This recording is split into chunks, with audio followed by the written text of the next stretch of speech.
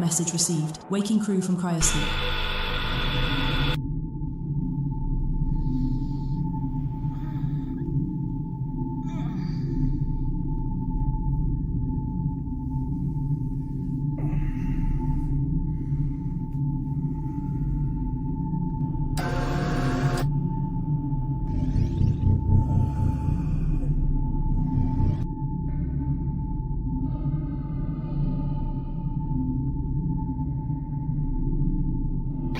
Top of the morning, my fellow carbon-based human life forms. It's me, totally human Jonathan, your friend. I am awake now as well.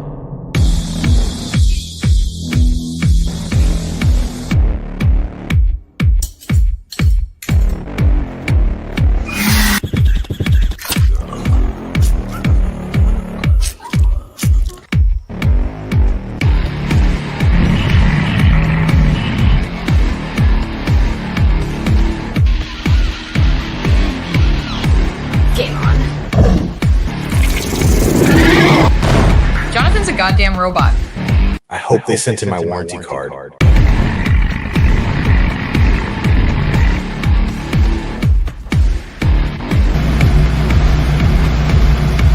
off my ship, bitch.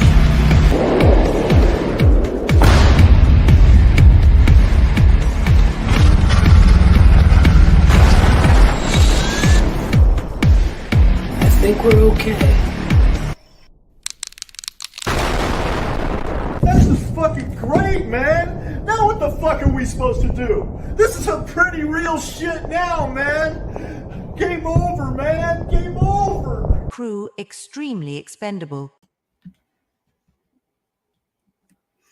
Welcome back to Region Free in May of 2025. If you're keeping track, if you're watching this far in the future, nothing we're about to talk about is going to make any sense, but just pretend and nod in the right places. Joined today by the panel, Dan, Dirk, Jonathan, Darren, and Stone. How's everyone doing tonight? Oh, everyone is so muted except for May. Oh, there we go. I was a solo act for a moment. See what happens when you play God? Hey, we're good now. What would you guys think? If I was playing God, it'd be a very different world. We need to do a silent episode. Yeah, just mime and shit. Yeah. Music in the background. This Lauren, if you're God, then I invented the condom. Kept having those goddamn Polaroids. We'll get there, guys. Don't jump the gun. We'll get there. No jumping. And Stone is very interested in getting to a topic as soon as possible. So we're going to make him wait. We're going to just deny that gratification for as long as we can. I want the German expressionism silent region free movie now. We can do that. I think we can do that.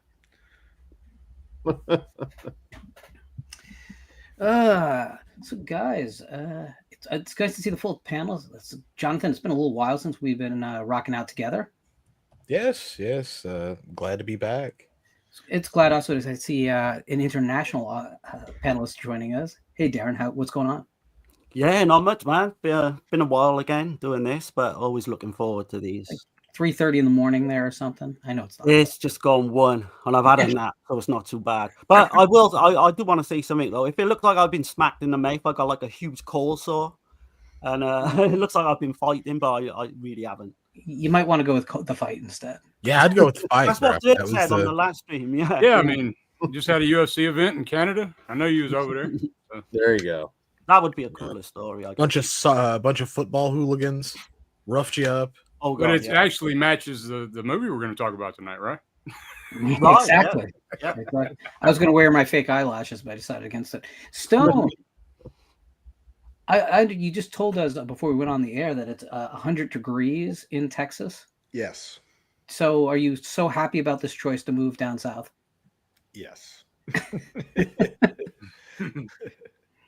I got AC. I'm good. By the way, because he's close enough, I'm redubbing the body of water. It is going to be not the coast of America.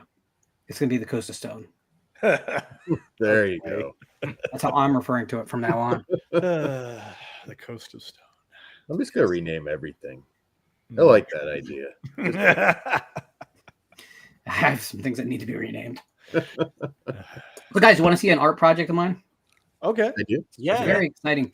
Really? So I used to do a lot more of this, and I haven't for a little while. But I paint plates with classic horror movie images. Oh, And last week while I was on vacation, I did that. Oh, Wait, nice. wait. It's kind of hard to do. There we go. Saw shit. That's okay, cool. It does look very good. I don't want to instigate Oh my God! Stop it. the conversation that we had. Oh, here we This go. wasn't a conversation. This was open warfare. I was smiling the whole time. I was hoping you were too. Yeah, I was until I sent those spiders to the mail. He doesn't like her hair. Is the genesis. Because he's not paying attention. Did you guys know that you could buy Black Widow spiders online and have them shipped to your house or someone else's house? It doesn't surprise me. Not I've got in all today's kinds of world. stuff. Undergroundreptiles.com. Check it out. Holy shit. That feels illegal. I mean, do they devenomize them? Or? No, they're just spiders. They catch the shit and they send it to you. That's why you don't go armed first into a package.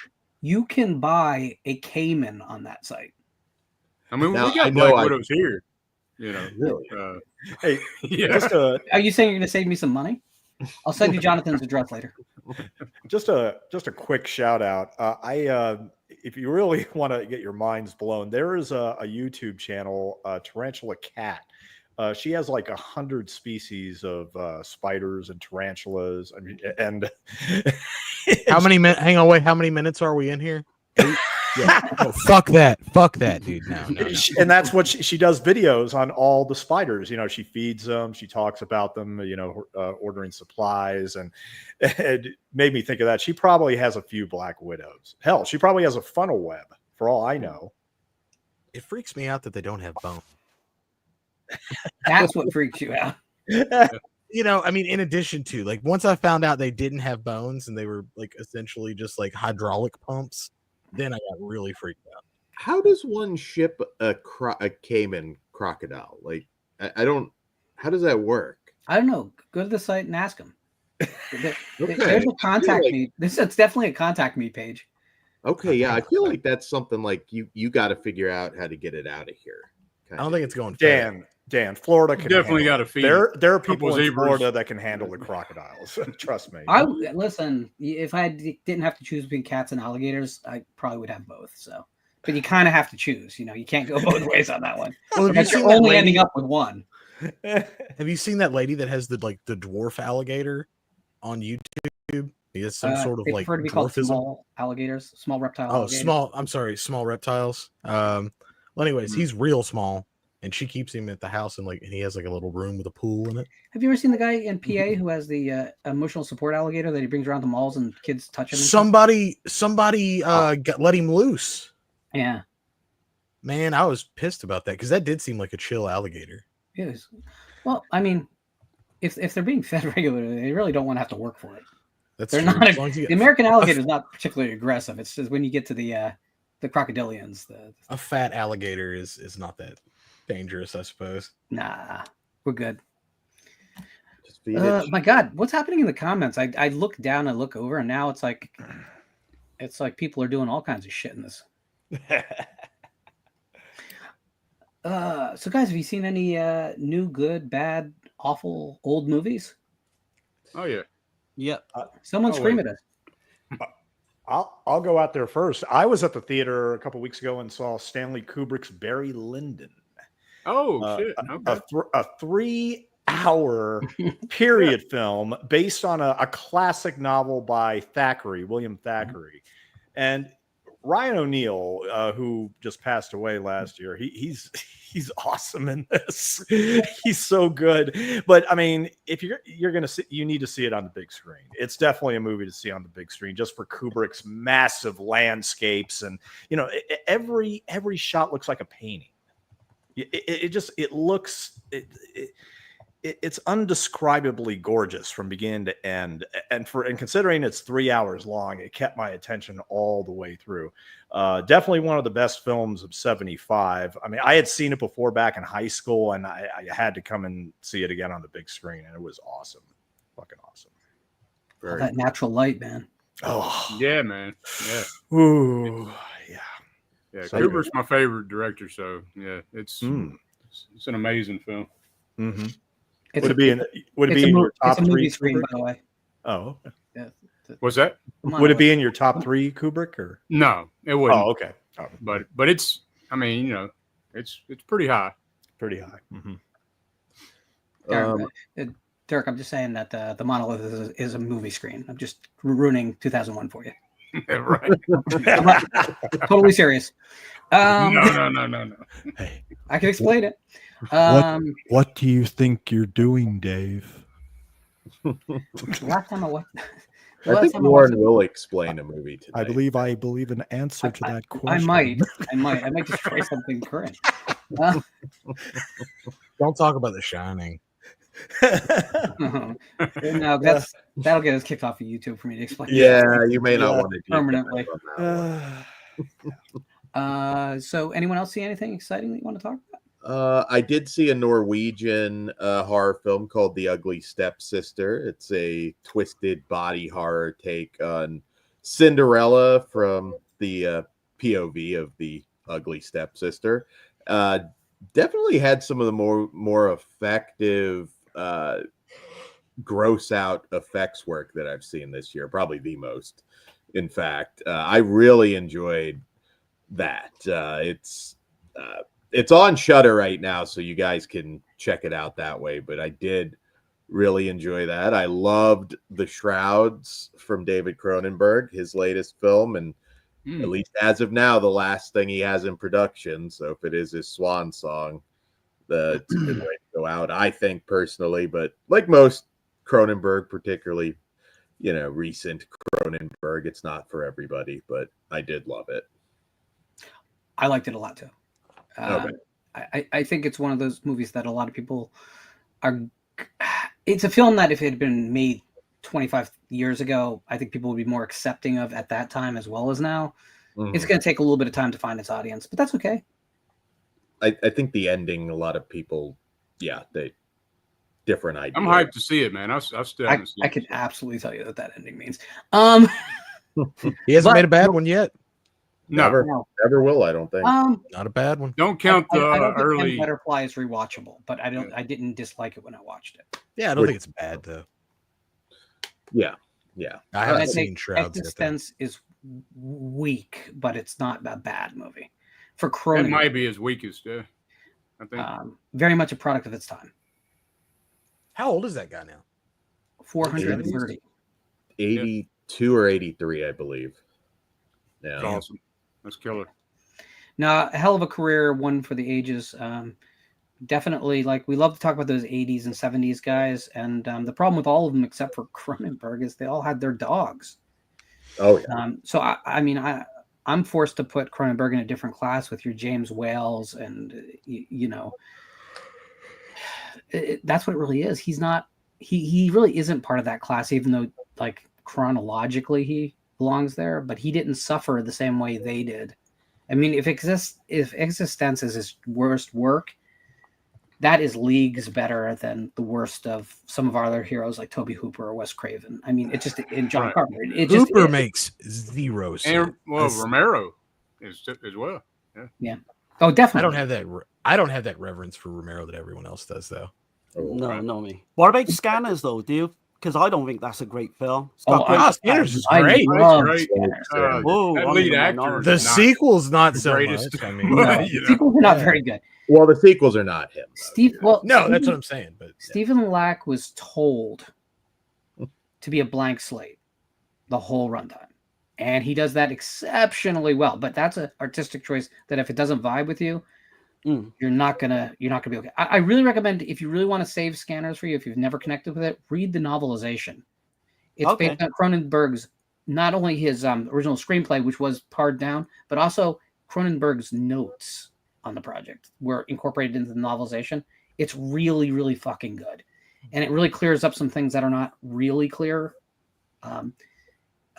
There's a point where he goes and he infiltrates the factory where they're making the drugs, which is briefly in the film, but very briefly. But in the novel, it explains how he gets in. And what he's doing is he's basically taking control of people left and right. And it's kind of like, it reveals why that ending makes sense, right? Right, okay. It's just read the novelization, and I think the movie gets even better. And that's not really common. You shouldn't have to do homework for movies. I do agree with that. But in this case, I think there's enough there on screen that it's not a problem. As a kid, I loved Scanners so much. It's the damn eye roll, the white of the eyes, the veins bulging out. I mean, oh man, the effects are great. That one scene with the head Michael blow, Ironside. everyone mentions that head blow. Oh, Michael Ironside is so. Daryl Revick is still one of my favorite villains, simply because I love when he loses his cool. He's trying to maintain calm, and he's like, "No, I'm Revick, Daryl Revick," and you get all that like death metal growl in his voice as he's like he's losing his shit, and I just love it. I love it. Michael Ironside is one of those guys that never got that role. He should have gotten that classic villain role that really cemented him for the ages. What would you say his biggest film? Total Recall. Total Recall. Yeah. Total Recall. Gotta be. Or Starship Troopers, one of the two. But I mean, it was a Verhoeven film. Oh, Starship Troopers, man. That's probably what I think he's of. the kind of the hero in that one. See you at the party, Victor. It wasn't that Terminator film he was in. Right. No. The one for me is Visiting Hours. I think he's superb. Oh my God, Visiting Hours. Yeah. Yeah, when that double Blu-ray came out, it has Visiting Hours and Bad Dreams, I think. Bad Dreams. Yeah, another one of my favorites actually. On it, I was trying to get people to buy it because I'm like, you guys, if I told you there was a slasher film with Michael Ironside in it, you'd watch that, right? And everyone's like, yeah. Too bad there isn't. Yeah, well, okay. Call me crazy. Honorable mention for Ironside is the next Karate Kid. He's jovially bad. Yeah, you got to throw Walton Goggins in on that one too, though, buddy. like little baby Walton Goggins back there. I'm completely confused about why the Karate Kid thing continues on. Like, as a kid, I saw the first film in theaters. Yeah. I remember thinking, "Hey, that was fun," and then I didn't think about it again and then these sequels kept coming, and I'm like, "Really? You watch that again?" And then television series, and I'm like, I don't get it. Remake it where there's no actually karate in the Karate Kid. I still don't get it. Now there's another one coming in that puts it all together, even though Karate Kid Legends. Yeah. Whoa, I don't know. No, I don't get this. We're gonna get Hilary Swank randomly showing up. She has to be in it. If they're gonna tie all the rest of that together, and you don't get Hilary Swank, I'm the generation that the next Karate Kid was made for. There were only two people. There were only two people they weren't able to get for Cobra Kai, and she was one of them. But she had just had twins, so she's kind of busy. But also, they couldn't get Chad McQueen. He was about to, and then he died. Well, but here's the thing: no one remembers this. There was a freaking Saturday morning cartoon too. Oh yeah, I remember that. There was a cartoon 89 in everything. 89, yeah. That's a fun thing. That's a fun thing to go down. Is just see what they made in 1980s. Saturday morning cartoon out of maybe for like a season. Yeah, I swear back then they were just in the room. It's like, you know what? We could soften Last House on the Left. Let's make it a cartoon. The cocaine was flowing strong at that time. So I've seen a couple films, and I'll save the drinking game one for a second. First, I saw Sinners. A film that I have a lot of very complex and contrary feelings about. I've heard so many people beating off and shitting their pants on that. Yeah. I don't think it's amazing. I'm definitely not in that camp. I think there's a great film there. It's just not the one I necessarily watched. Yeah. It's okay. So guys, this isn't going to ruin anything because if you're paying attention to it at all, you're going to figure this out. But it's a film of it. It's a film with a point of view. And is an anti-segregationist film. And it's a film that doesn't let either side off easy. So already I'm in like, okay, so we're doing something with the genre. We're taking it serious. We're making a beautiful film. We're shooting most of it on actual film. It's awesome. I'm down for all of that. But it does have pacing problems. It has way too many characters. It doesn't let any of its dramatic beats really stew enough to have the kind of impact it should. There's a thing with a dead kid that comes and goes and doesn't stay present long enough to have the emotional impact it should. And then there's the vampires themselves, which I'm not going to ruin the end of the film, but if they want to do what they want to do with the vampires, then why make them the prototypical monster they make them? Because it doesn't work with what they ultimately want to do with those with the idea of vampires. It's a frustrating movie for me. I keep going back and forth about whether I think it's a C plus, maybe a B minus. It definitely isn't as high as a B for me because there's too much missed opportunity. That said, like, this is a serious horror movie. I should be overjoyed with it.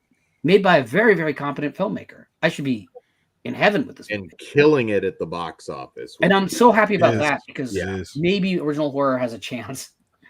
After Long Legs, I mean, oh god. Man. This is way better than Long Legs. Stone, you quit fucking trolling over there, okay? Long Legs. I'm with Stone all the way. Dirk, what the fuck is wrong with you, man? I was telling everybody how cool you were. This is the first time you've been known to lie, Jonathan. I'm sorry, man. Nicolas Cage made me laugh too much. yeah. So Lorne, from Dusk Till Dawn is Sinners like? It's tonally nothing alike. Okay, just because it becomes a vampire movie halfway into the movie. It's a siege movie with a bar. That's the only kind of and it takes and they both take a while to get to the bar in the siege. Beyond that, it doesn't feel like From Dusk Till Dawn at all. The actors are really good, all of them, with one little exception, but I can't really get into that or else it gets into spoilers. I'll say it's the most prominent white actor in the film is not very good. Because he's a cartoon. And he's only in 2 scenes. Dan just rolled his eyes because I don't think he had in mind who I meant. But the thing is, they all kind of feel like they think they're in a different movie until they're not. And the thing about From Dusk Till Dawn, which is not a film I particularly like, by the way, but at least that film, everyone knew exactly what they were making. They were all making that movie. I am going to say one thing, which is a small spoiler about the movie, that my biggest pet peeve of the film is not that it couldn't pull its thematics out. Whatever, they at least tried to do it. Awesome. No, my one problem that is going to forever bother me about this movie, twice in this movie, it's a big point in the movie that the vampires have to ask to come into the bar like that. And that goes back to Eastern European lore. It's cool. But here's the thing. Twice, vampires who are inside run out the front door knowing they can't come back in. Why the fuck would you do that? Are you the dumbest monster ever? The most incompetent vampire? 2 of them. 2 of them. Weren't they new vampires? I'm trying to remember the specific scene. They're fledgling. No, but they seem to know, but no, because remember they have the hive mind thing. They know everyone else's. Oh, okay. Yeah, they make a really big point of that. Yeah. Okay. No, it's just plotting to let the because the thing is that they give so much real estate to the first half of the film. Every scene gets to be twice as long as it needs to be, and then in the end they don't have enough time to make.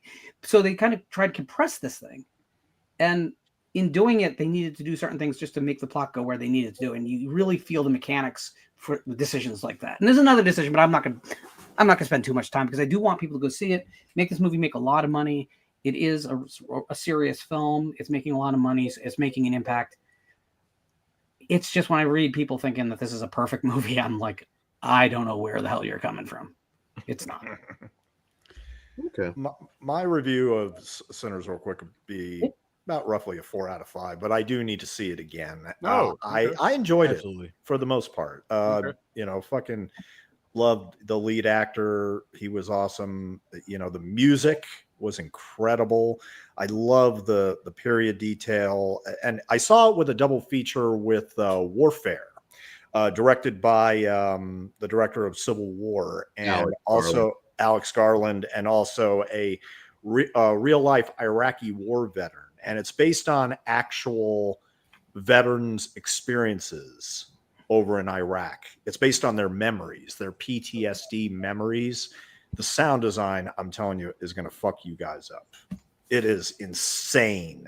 It feels like you are in the middle of a violent skirmish for 60, 70 minutes, and the screams, the bullets flying, blackness, everything. It's insane. I love that, seeing that in the theater. And Sinners was, I thought, a perfect compliment to it. So I've heard Warfare is like one big anxiety attack. Like the combat scenes are really well done. It's heart pounding. It's fucking heart pounding.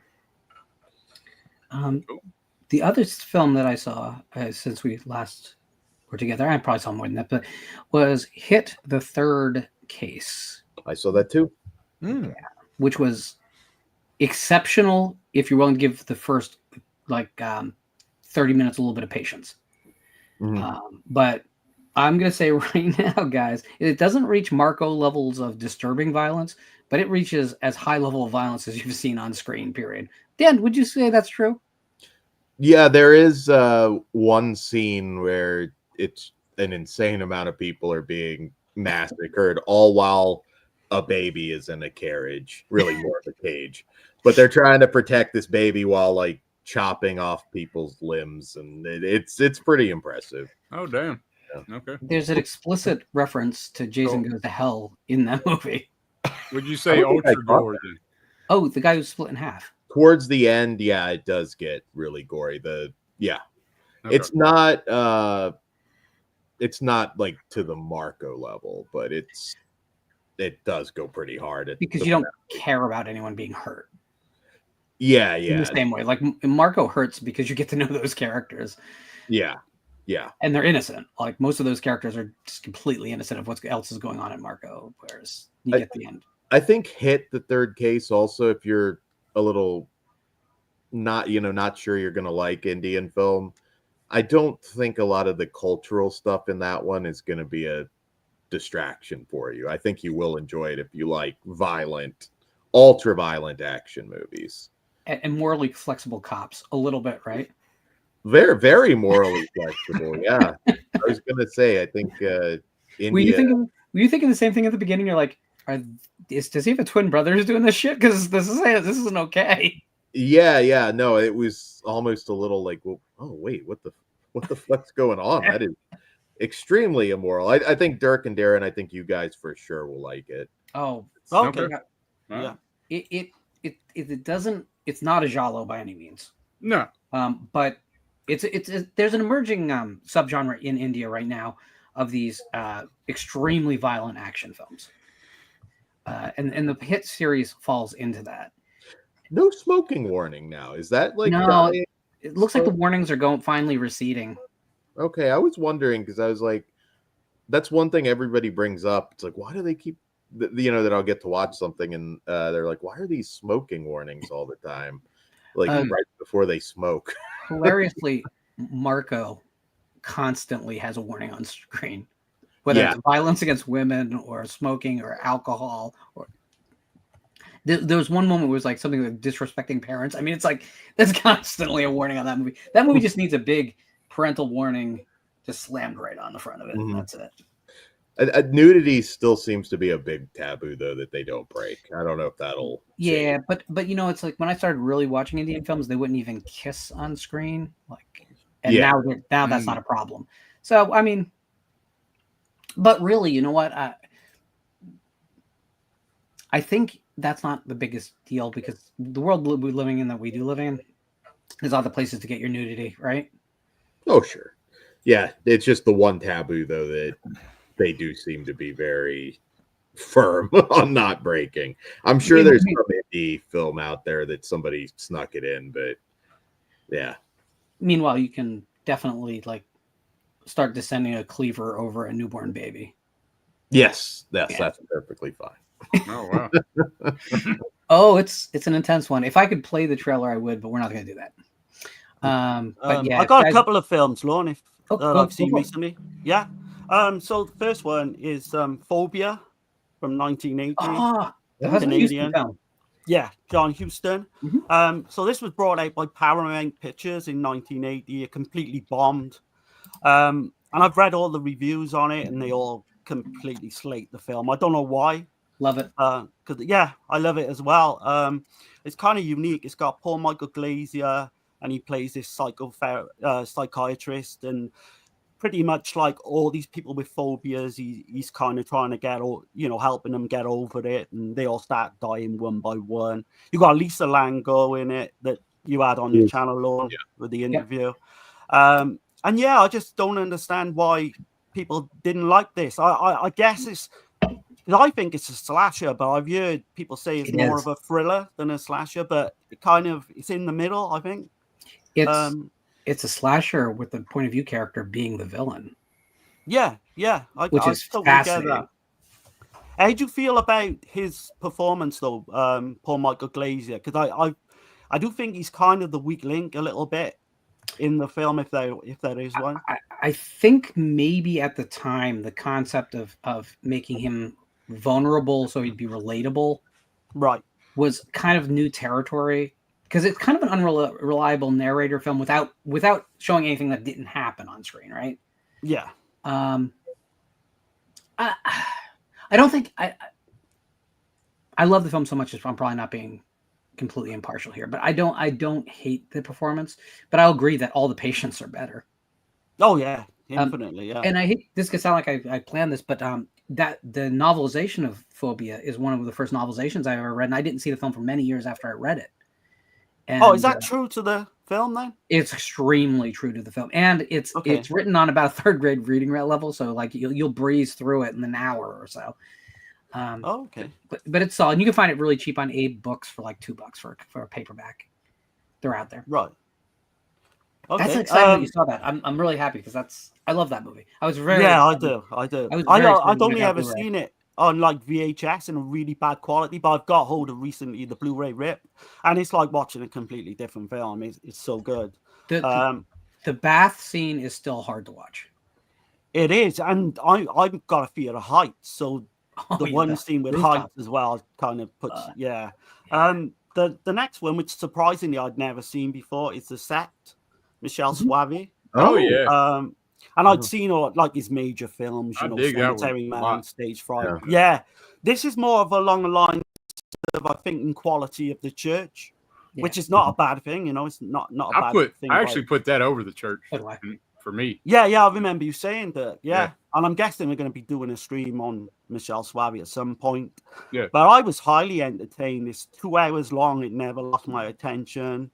Some great imagery. Like nightmarish sequences and visual storytelling, man. Yeah, it's exactly what you think it's gonna be, and you can tell that Dario Argento kind of had a hand in it as well, because it's got his stamp all over it.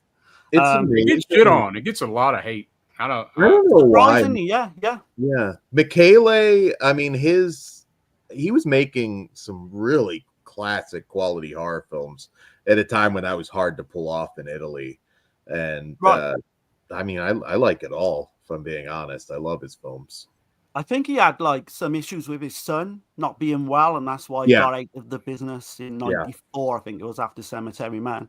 But now, like, he's a producer, I think, does TV producer, right? Yeah. Everybody went to TV. I mean, I remember watching Cemetery Man and thinking, like, I can't believe we're getting this right now. This does not feel like. It's only recently people like that film. I mean, I saw Cemetery Man back on USA, the USA Network. And fell in love with it. And then I was like, man, what the hell? It's a masterpiece, I think. It is. If I really wish, there's 2 movies that I wish had informed the 90s a lot more than they did. And that would have been Candyman and Della Morte Dell'Amore. Yeah. The 2 of them are brilliant. They're still boundary pushing to this day. Oh yeah. And the quality of those movies and the thought, great screenplays, like incredible stories. And sadly, they kind of both didn't do well in theaters. I mean, we think Candyman did, but it was a very moderate kind of. I still need to check out the Dylan Dog comics. I never have checked them out, but that got another adaptation. Yeah, don't go near it. It's not good. Yeah, Brandon Routh. It's very bad. Not good. I just had a feeling that wasn't going to be good when I heard it announced. But Darren, you've been hitting some great older stuff, man. Is that where your head's at right now? Yeah, I'm not. I do tell you, I'm not one for like new films. Right. I will give them a go now and again, but man, I'm just disappointed all the time with new stuff. So do hit 3. Do hit 3. Okay. I'm just and Marco, both of those 2. Like I'm telling you. Yeah, I hate being this way, but the domestic American stuff just isn't working for me currently. It's just I kind of just stare at it. I don't connect deeply. Yeah. But those 2 movies in particular, I think you 2 both would love. No question in my mind. Jonathan, I don't know. I'm just here. Hey, listen, we're gonna get to French extremity soon, and I'll sound smart then. Until then, I'm just here. I was gonna say Jonathan's not you don't really watch a lot of Italian horror of the like 80s. Well, 70s. I've been watching some today. I was watching Zombie 3 earlier. We're talking about 3? before we got here. Oh Jesus, what a place! I said it before. We'll have to get you on the channel and review some Giallo films. See what you think. No, I'm starting down that road. Yeah. We can put you in the right direction, or Lorne could put you in the right direction, and Dan and Yeah.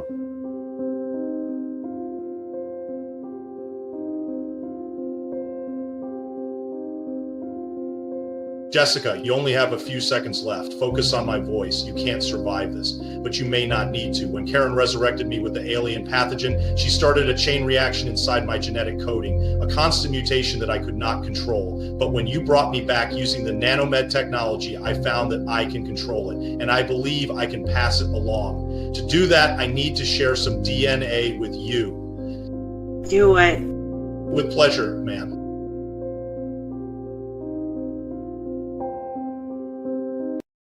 She's alive. Fuck yeah, I'm alive. And that's bad news for that Kentucky Fried Horse shit on Churchill Downs Sausage Factory motherfucker. You take the Limp Bizkit, simp. I'm going after the toaster. Sure thing, babe. Damn. What I really love is the fact that none of you have seen the rest of the clips for this episode, so they're going to be surprises. The toaster has a name, by the way. The toaster does have a name. You dare evoke it 3 times, see what happens? Do it. So we're doing French extremity to make Jonathan happy? Is that where we're going? Well, I wanted to bring up a couple that I've seen. Oh, I'm sorry. Real quick. You're good. But I hadn't seen this probably since, I'd say maybe mid to late 80s. So, and that's Messiah of Evil. Messiah of Evil. Yeah. I love Messiah. This is a great restoration from Radiant Films, man. Ooh. This is a pure grindhouse Americana. Like, it gets no, like, I mean, it's just dripping. It's the blacks are black in the night. The night and the ocean wind and all that shit is a character in itself. Beautiful film. I'm not going to spoil it for no one, but man, I was just blown. Huge influence on John Carpenter's The Fog. Yeah, and I mean it's Lovecraftian. Like, yep, this is a true Lovecraftian. Like, you know, I'm losing the damn word, but anyway, it's true Lovecraftian, man, and it just looks so much damn better than what I remember. You know, the restorations were rough back in the day. Well, it was public domain out of neglect for a lot of years, so you had a lot of really bad dupes off of well circulated prints. Yeah, you used to find it on those 20 movies.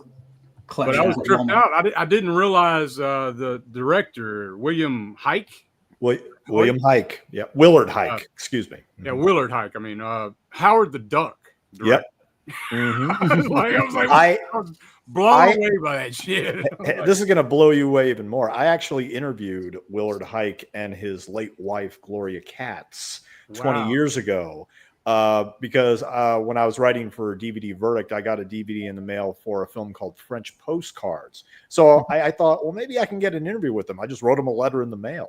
And they accepted, and they called me up, and I recorded the interview and included it in my review. And I knew I had to ask him, so when are we going to get Howard the Duck on DVD? Because I'm ready to unleash the dark overlords of the universe on Universal Pictures, because they haven't given us Howard the Duck on DVD yet. They were surprised that Universal hadn't released it yet. And you know what Willard said? He said to Gloria, we might have to talk to George about this.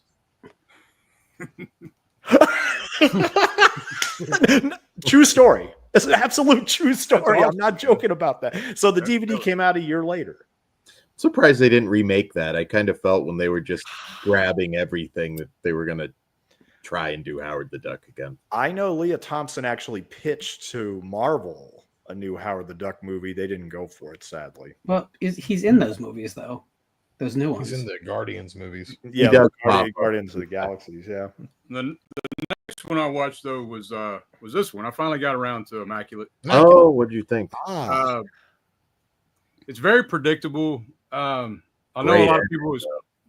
I mean, I didn't hate it. I loved like the Italian setting in the Vatican kind of deal, but it kind of like, you know what's going to happen kind of deal. And to me, I still got to put First Omen over this one, but it is what it is. I mean, cinematography, the acting, all that's great. The end, they didn't know how to end the film. I feel like they went hard on the blasphemy. I like the ending. Yeah, okay. Well, I don't know. It is what it is, but it was highly. I kind of figured out what it was. I mean, I guess you are, but anyway, that's the two. I don't mean to cut anyone off before we go to French Extremity. So, does anyone have any other movies you wanted to talk about, or? I mean, we could go into The Surfer with Nicolas Cage. Holy fuck! Let's not do that. Why in the world would we do that? I liked it. Right. Wake and Fright. That was actually okay. You need a fucking T-shirt with that on it, Dan. I liked it. Wake and Fright is a masterpiece. But I will say, Messiah Evil. Like, if you haven't seen this, highly recommend this. Yeah. It goes well with The Witch Who Came from the Sea. Oh, yes. Or Dead and Buried, even. I'd say you could pair with those. Witch looks a lot like it, though. Assholes, talk about French Extremity. Assholes, talk about French Extremity. Assholes, talk. I did that right now. AI. Kind of. This voice to text. It's not that clever. It's not thinking at all, believe me. So French Extremity, this was a movement that really caught America's interest anyway, and in the waning days of the Scream wave of films, and kind of was a palate cleanser for a lot of people. I guess Saw and Hostel were kind of the stepping stones to kind of jar people loose, and then the attention turned to French Extremity with a bunch of releases, but High Tension probably was the launching pad for most of us. Right. Chronologically, there's some things that come first, but what did you guys what was your experience coming into it, and do you have favorites? I mean, I don't know if a lot of people would consider this that, but I would say Possession, 1981. I mean, I know it's a I consider it French Extremity. Like, I don't know how y'all feel about that, but I don't consider it French Extremity. Okay. But I see where you're going, because I have one that I do consider French Extremity that probably doesn't fall under that shelf too. Because I think it's not just about ultraviolence; it's about despair and the absence of hope, like at its core. Like these are dark, dark stories. Yeah, that is like a lot of people will ask, because it was actually coined in 2004, I believe. James Quant, the Canadian film critic. It does, like, there are films that came before that get lumped in. Man Bites Dog from 92 is one that always gets thrown into French Extremity, even though that wasn't a term at that time. Pretty much everything Gaspar Noé did. It's honestly, when I look at the list, because it's sad, because France has never had tons of movies that come out. Like, what you tend to get is quality, but they don't put out a lot of product. And we had a period there, as Lauren said, post Scream, where we were getting a lot of really good stuff. But yeah, the absence of hope. For sure. These are not happy movies. I think I might have picked, and at least the one I'm going to talk about, it's really fucked up, but it might be the least disturbing, I think, that out of anything. I just gotta say, I'm just going off the top of the head because I didn't get the memo on this topic. Good, man. It's hard to kind of say what qualifies for it. So I'm going to say, if you think it does, that's fine. No, it's whatever you think it is, right? Yeah, Like I'm not the genre police, right? Like, yeah. There's a lot of stuff, like I said, that came before that term. In My Skin, the Marina Devon film, which I really love. I think I'm going to actually be doing something on our channel on that one soon. Yeah, I'll kick it off with one that is absolutely French extreme, and that's Frontiers from 2008. Yeah. That is, yeah, I figured probably all of us have seen it. It's from 2008, and writer-director Xavier Gens. And that one is about a group of people who have just committed a crime, and they end up held up at this inn that is run by neo-Nazis on the border. And this is you know what, this is an insanely violent film. It is. Yeah, it's a Texas Chainsaw Massacre. I was about to say it's like a French Texas Chainsaw. It really is. Neo-Nazi like it's great, honestly. And the way we got it over here, which Darren, I don't know how you guys got it, but it was over here. It was part of the 8 films to die for. Like it was that's right. Yeah, that's how I saw it as well. Yeah, it was either the second or third year. And of course, around that time, I'm seeing everything, right? And I thought that was such an awesome way to get a movie like Frontiers. And you look back at its classmates of that run, and Frontiers sticks out, you know, a mile ahead of everything else. I wish they'd have done that more with foreign films, like, you know, had a special line for them they could hype up every year. You know, gotta catch them all kind of thing, which is what they did with it. Yeah, it's. I don't want anybody to go and watch this and say, why the hell would you consider this light? No. I'm just talking compared to some of the others. No, none of this, if you're not, like, if you're watching this and you're not sure, none of this is going to make you feel good. You're going to feel icky. No. You're going to think about it when you wake up tomorrow. Like, it's going to be with you on the drive to work. The stuff sticks. That's why I love it so much. Anytime a film can oh, sorry, Dirk. Anytime a film can make me feel an emotion. Like that's the game. Fear, disgust, sadness. If film makes me, it goes across the board. Happiness, nostalgia, whatever. It's most apparent to me in New French Extremity as far as that just despair feeling. And it's not that I like feeling that. It's just I like art that can move me to feel that way. It's almost like you're saying you want movies to actually have an impact on you and not just be completely disposable and forgettable. Not all the time. Not all the time. I need garbage too. Like there's got to be garbage in there to palate cleanse that shit, or I jump out of this window. Yeah, I rewatched a bunch of these, and yeah, I get that. Like after a while, it's like, all right, let me save Girlfriend from Hell for last. You want that palate cleanser. You need the palate cleanser, but you know, Frontiers is amazing. I mean, when you look at it, there's a lot of stone cold genre classics that fall under the French Extremity label. I think Inside from 2007 is a definitely masterpiece, and it suffers from the same problem that another one I'm going to talk about in a minute, Martyrs, suffers from, is a terrible American remake, which is something that was all too common around that time. That is just it doesn't even hold a candle, either one of those, to the actual French counterpart. The one I was going to mention is, because I don't want to take anyone's thunder, you know, I've got 4 of them, but I mentioned the main one. I obviously like High Tension, like I guess everyone else does, but the one for me is Them. Ills. Man, this is the film the strangers wanted to be, I feel. 100%. So you've got this French couple, and they're in this isolated kind of villa in the middle of Romania, I think it is, and they get stalked. It is so good. You've got Olivia Bonamy as the lead actress, outstanding. And then it all happens over this one stormy night, you know, and kind of the violence gets ramped up as the film goes. You've got that great scene with the eye when she's looking through the keyhole, and the reveal, which I obviously won't mention yet. Completely, that's some jaw dropping shit. That reveal. It is. It really is. Yeah. You've got to go in blind. I was anyway. So here's the thing: like when the scares start in that movie, you know what it reminds me of? Cat People, the original. Okay. The walk from the bus through the park where it's just about sounds and inference and shadows. Yeah.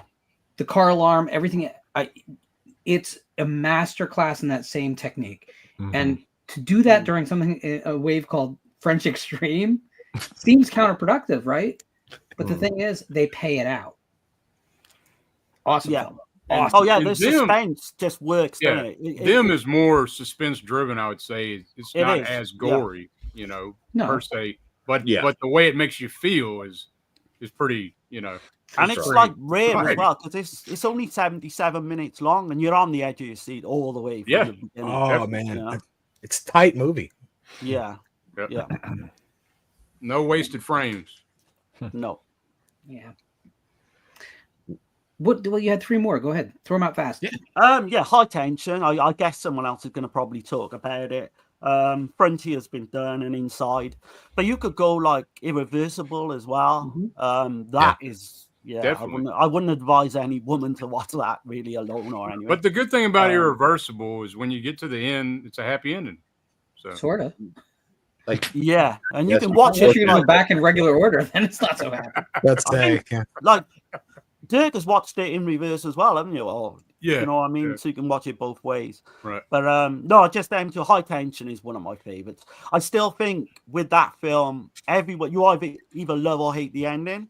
To me, I love it. I embrace that ending. I think it's genius. I think it's unique. But yeah, I know that kind of puts people on 50-50. I think it's a masterpiece, though. Intensity, Dean Koontz definitely saw that. The gripe I have with the ending of High Tension is it almost tagged the French Extremity movement with it has to have a twist. And it felt like a lot of movies were trying to replicate that afterwards, but it did shake it. But I don't hate that ending either. I think it's what I think is really cool about that ending, and everyone knows this ending, so I'm not really. Yeah, she's Tyler Durden, people. She's Tyler Durden. It was 20 years ago. Yeah, right. But so what I liked about it is the movie presents everything up to then as a very like toxic masculinity problem. There's all kinds of. If you watch every man in the film, how they talk to every woman in the film, and you think you're getting a political screed. And then that ending happens, which completely rewrites the themes of the entire film up to that. And you realize that you're looking at something much more human than a political drama would ever be able to give you. And I just love that. I mean, okay, it's unreliable narrator. Some people just hate movies that do that. I gotcha. I hate time travel movies. I can count the number of time travel movies that work for me on one. No, yeah, because the logic is it collides. It collides with other people's opinions, and that doesn't bother some people, right? You're right. I don't mind an unreliable narrator as long as what we're getting is solid. And High Tension is a pretty freaking scary, intense movie. It's worth it for me, you know.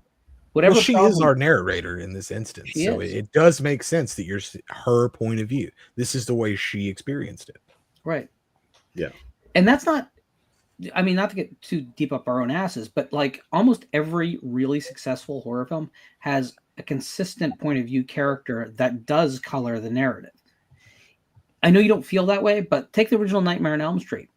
That film is so from Nancy's point of view that you get really jarred when you see her dad outside the building looking up at her window. And in that moment, you're kind of forced for just a fleeting moment to think how this must look from the outside, but you haven't been thinking that way the whole time. You know? And yeah, John Saxton, so he could pull off something like that. But all horror movies to be successful need a point of view character that you really identify with. I really believe that. So to weaponize that, I have zero issue with it. Yeah, the ending never bothered me for sure. Yeah, it elevates the film for me. It completely elevates it. I think is it Cécile de France in the lead role? She's amazing as well. As the film goes on, she gets more and more kind of badass, and yeah. Of course, because if you're going to live out that fantasy. Oh yeah. Stone, have you? I don't think I've ever heard you talk about High Tension. Stone, have you seen it? I have not seen High Tension, unfortunately. Oh, Stone! Okay. Stone has homework. Yeah, you got to get on it. You got to get on it. I will make a note of it. I will make a note of it. It's one of those ones that we will hear from Stone immediately when the credits roll. Yeah. So I'm looking forward to it. Okay. I will hold you with that word, sir. If you want a love triangle story, there's Calvert. Yeah. Yeah. I have a couple to talk about if there's room in here for a second. Go for it. So I want to start off, and I want to get your all's opinions on what I consider to be like the pinnacle of this subgenre, and that's Martyrs. Right. Great film. I don't know if I'd go pinnacle, but great film. I would agree with Jonathan on this one. I think that it checks all the boxes that I need it to check to fit into the French extremity category. It's got insane gore, which has always been secondary to me about this movie. I know it's like the most notable thing to everyone, but it's the gut punch that is the twist in this movie. Mm-hmm. And you want to talk about hopelessness and despair? Good God Almighty! Has anyone not seen it on the panel? No, I've seen it. No, I've seen it. Yeah. Stone, have you seen Martyrs? No. Oh my God! Oh goodness, Stone! Oh my God! You're gonna love that. Okay. You're gonna love it so much. I never assume people are gonna love Martyrs. Oh man, I think Stone will. I think he could appreciate it. It's a rough. I don't want to get too spoilery because I don't want to ruin that. It's crazy. The title of the movie, if you understand what the title means, kind of tells you a lot. Right. Yeah. It's one for me that I saw. I've never gone back to it. It completely freaked me out at the time. I saw it roughly around the time. Oh my God. It is relentless, and even at times for me, then I was like, "This is a little bit too much, maybe." I need to go back and rewatch it. I think if it dips into Roman Catholicism, that's a hard one for me. It does, but not like you're thinking. No, there's no explanation. So the movie opens. Spoilers for a movie that's 20 years old or whatever. The movie opens with the massacre of a family by shotgun, but we get just enough time to like them. We get just enough time to get what's going on here. We have a very normal family.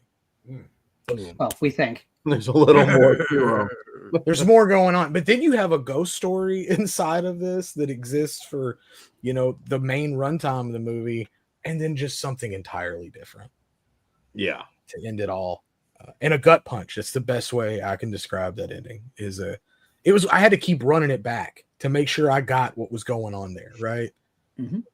And once you realize it's one of those oh my God moments. But yeah, anyone who hasn't seen it, and Stone, I'm excited for you because I know that you will pick this one apart for sure. I thought so. Did it? Most of you saw Heretic this year? Yes. Yep. Yeah. I was getting Martyr vibes from Heretic. Not the violence, but just part of the setup is actually kind of remarkably similar. Right? Like a sub basement with the secrets in it, and kind of a. I don't want to get into it, but there's a lot of parallels. There's a lot of parallels. Yeah. No, you're right. Yeah, actually quite a few. Titane. That is one. Titane's probably the most recent. Well, no, I have more recent. Titane is a masterpiece as far as I'm concerned. It definitely is. Vincent Linden in that film. I mean, Agatha Roussel is great, but Vincent Linden is like heartbreaking in that movie. Like in terms of acting, it's based on a true story. Oh, okay. Yeah, it's maybe loosely.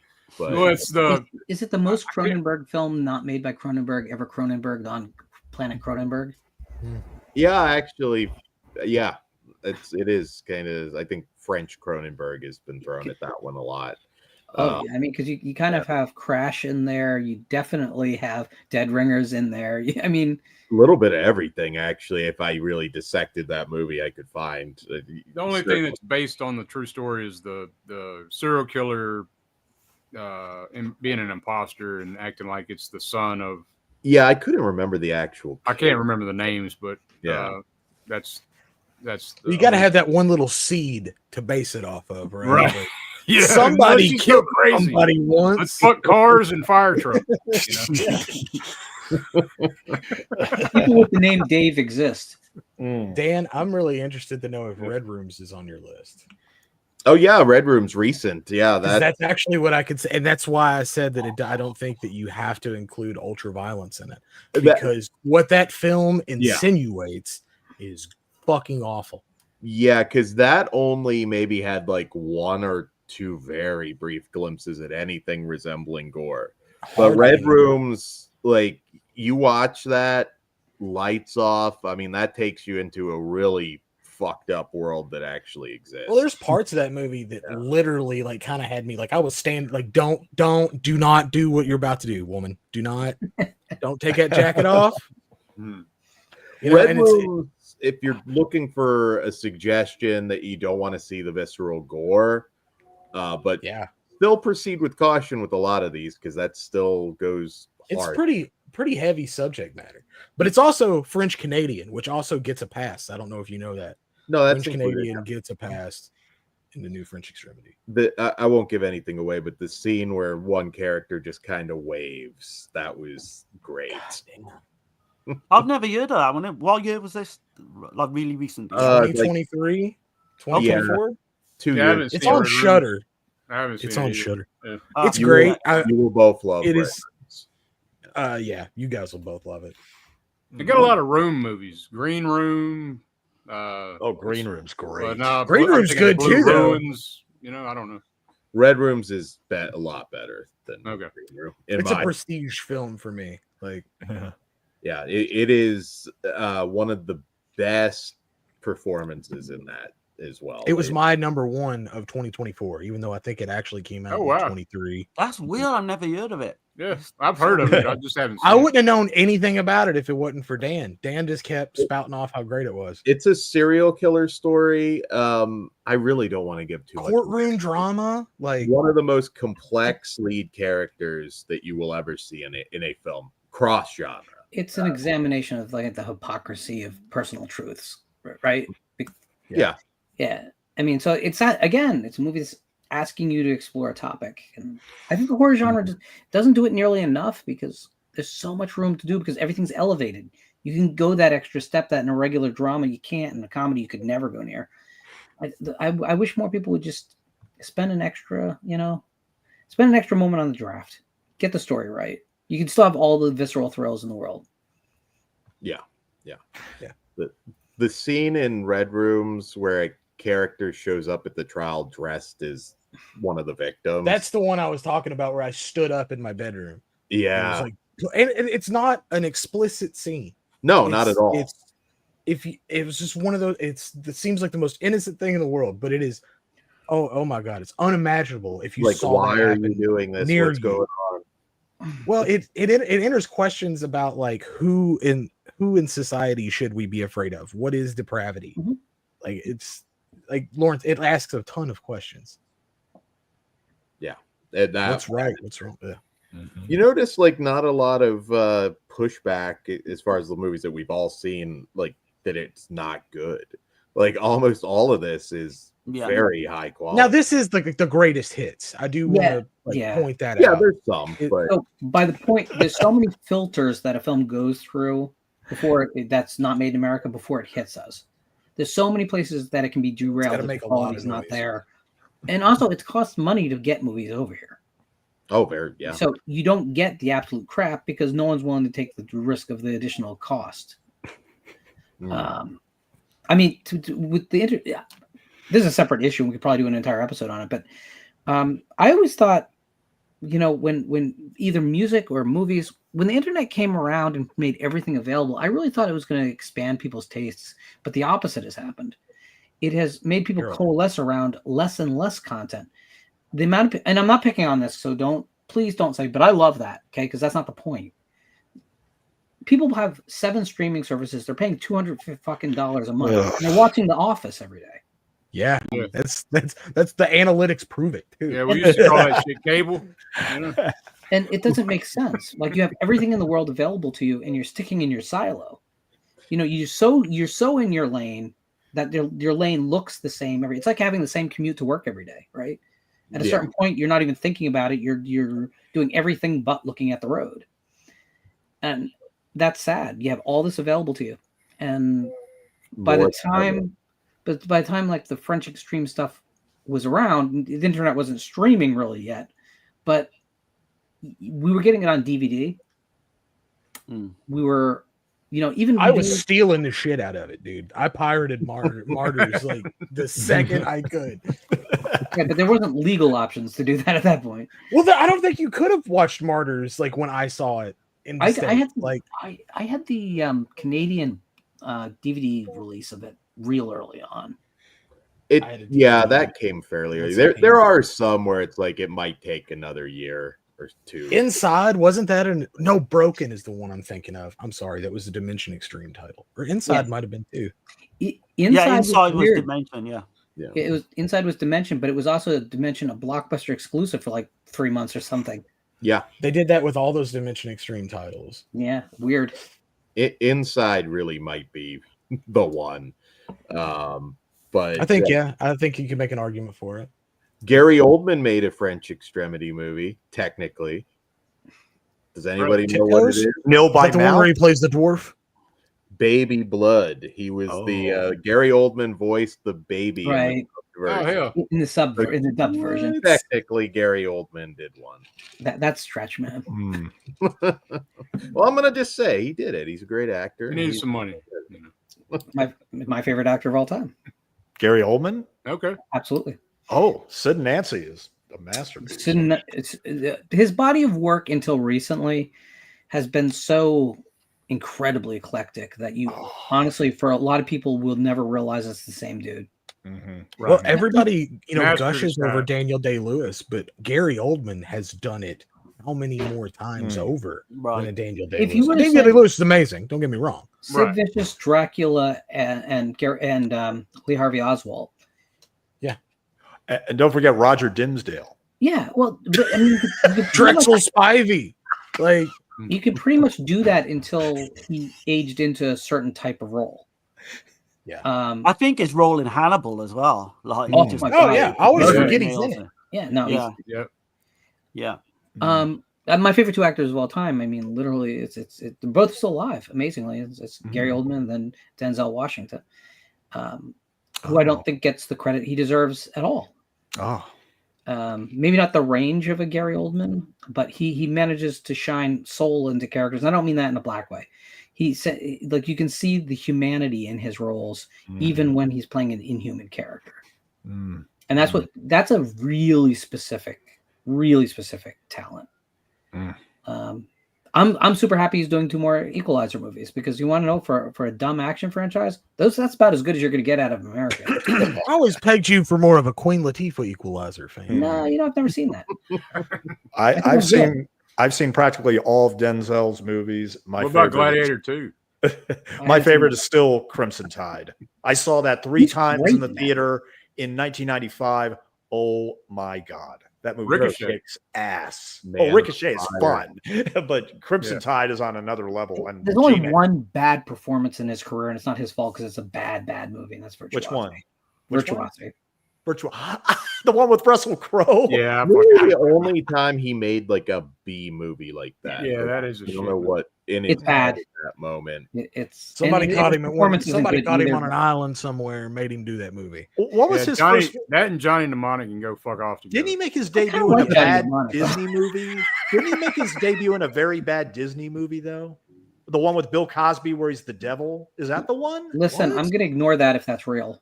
I need to know now, Stone. Oh no, And I need to see. check that. Yeah. I need to see Bill Cosby play the devil, because he was practicing. Oh, for yeah. that. It was a bad Disney. It was a bad Disney. Talk about typecasting, huh? Yeah. He was just he's a method actor, folks. We got it all wrong. Carbon Copy. Okay, that's the name of it. It's with George Siegel. Okay. All right. Well, I think that's French Extremity. If anyone out there watching hasn't seen any of the films mentioned, like, they're literally all great films. Take the time, do the whole wave. So it's take a week off to make yourself really depressed. It'll be good. Yeah. Don't send us Space it out. As an No, addendum, to French Extreme, because I only got one to talk about, and it's going to be super quick. I doubt I'm pretty sure I'm the only one on this panel that has seen this movie called La Nuit de la Mort, aka Night of Death, from 1980, which I know we consider French Extreme to be in the 21st century. I would make an argument this is a precursor to French Extreme. And it's basically about a beautiful woman who gets a job at a retirement home called Deadlock House as a nurse. And but apparently they have their staff keeps on being turned over like every few weeks and everything. And she can't seem to figure out what's going on here, even though she's given clues in the first 25 minutes. Like, all the residents claim to be vegetarian, yet she finds pieces of wrapped meat around the house. Within a few days, she finds evidence that the woman she relieved didn't leave, including part of her suitcase. None of the residents seem willing to give away their ages. Curiously, Martine finds a newspaper clipping with the head of the Deadlock House, where she was awarded first prize as Beauty Queen 1886. That pretty much tells you everything about Night of Death. It's not terrible. I mean, like I said, for French horror, that was the first one that popped in my mind, and I'm still surprised I remembered watching that movie. But that's a quick addendum for French Extreme. Excellent. Mm-hmm. Oh shit, we all went in different directions. That's never good in these situations. And what in O'Bannon's first draft is up with these walls?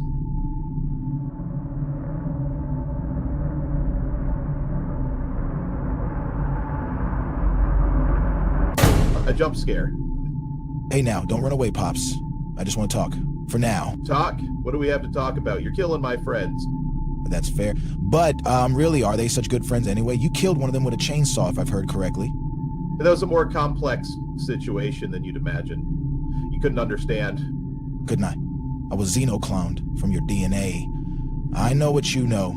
Right down to that time when you were 13 and rented stewardess school in chained heat and ran out of tissues. I mean, Wendy Jo Sperber and Sybil Danning.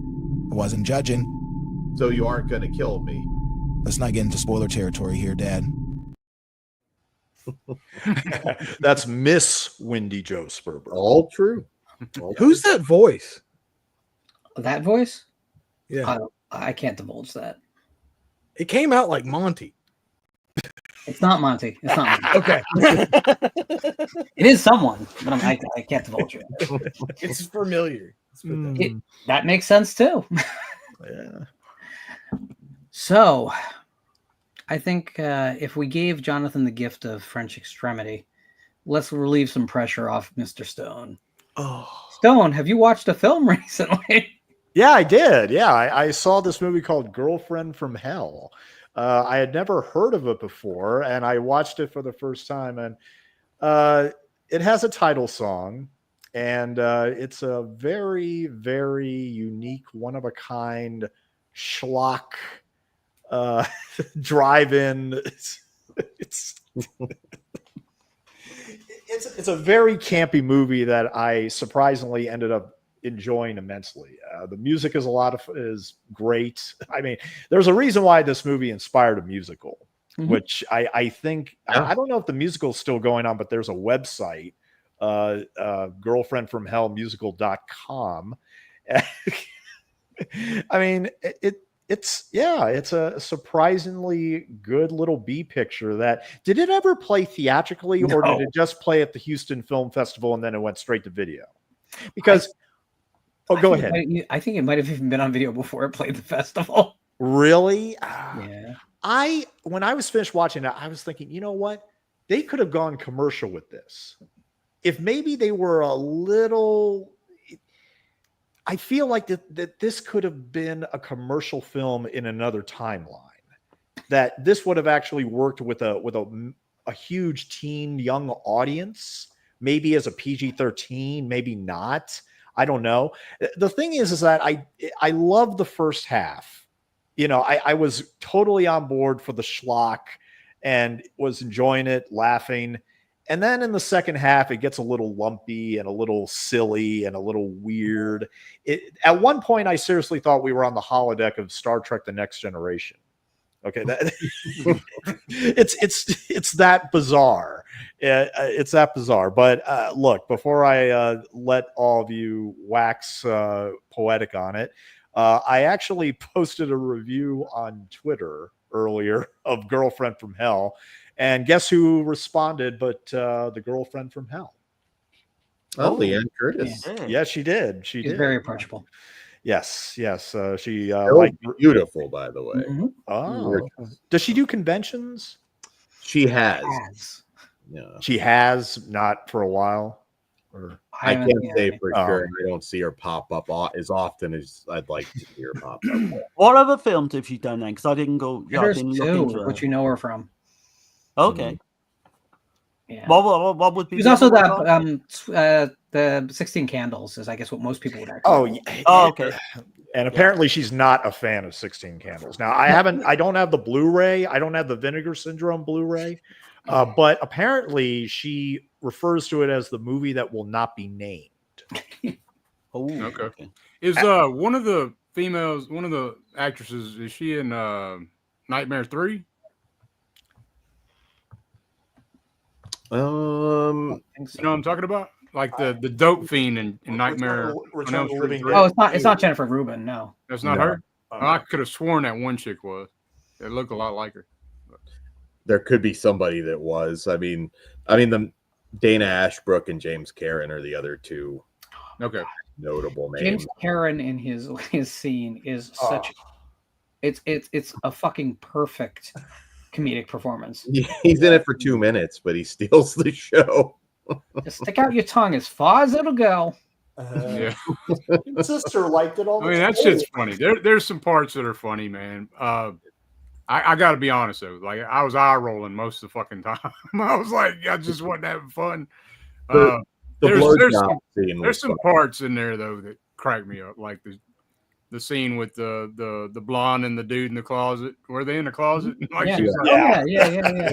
Shit like Man, that. you And must she's be sucking the catatonic soul because he out can't of get there. that guy that guy, his name is the actor's name is Brad Zutot, and he's the only name I literally recognized aside from James Karen, because Brad Zutot starred in the classic Hard Bodies 2. Oh. Yeah, this movie, I mean, you've got nuns shooting off bazookas. That's a great scene. Nuns with guns. Yeah. Oh. It's funny. You got some good stuff, but I don't know. For the most, it's just not my kind of deal. You know, it's a cocaine movie for sure. I mean, Well, that's so ironic because I don't do any drugs, and this is like in my top 50 of all time. No, this is a movie that beer and weed would go great with. This is a movie you watch at a party with friends. You have a lobster. They throw it on in the Party background. with friends. You know? This is the perfect movie for Jesus that. Christ, you people! You have a lobster. You never rented a That's VHS right. tape in your life. This I like movie. This I would compare this to like there was a TV version of what was it? The Incredible Hulk with Thor in it or some shit. That's what it looked like, the way it's shot. You know, I don't know. It's just So I don't know.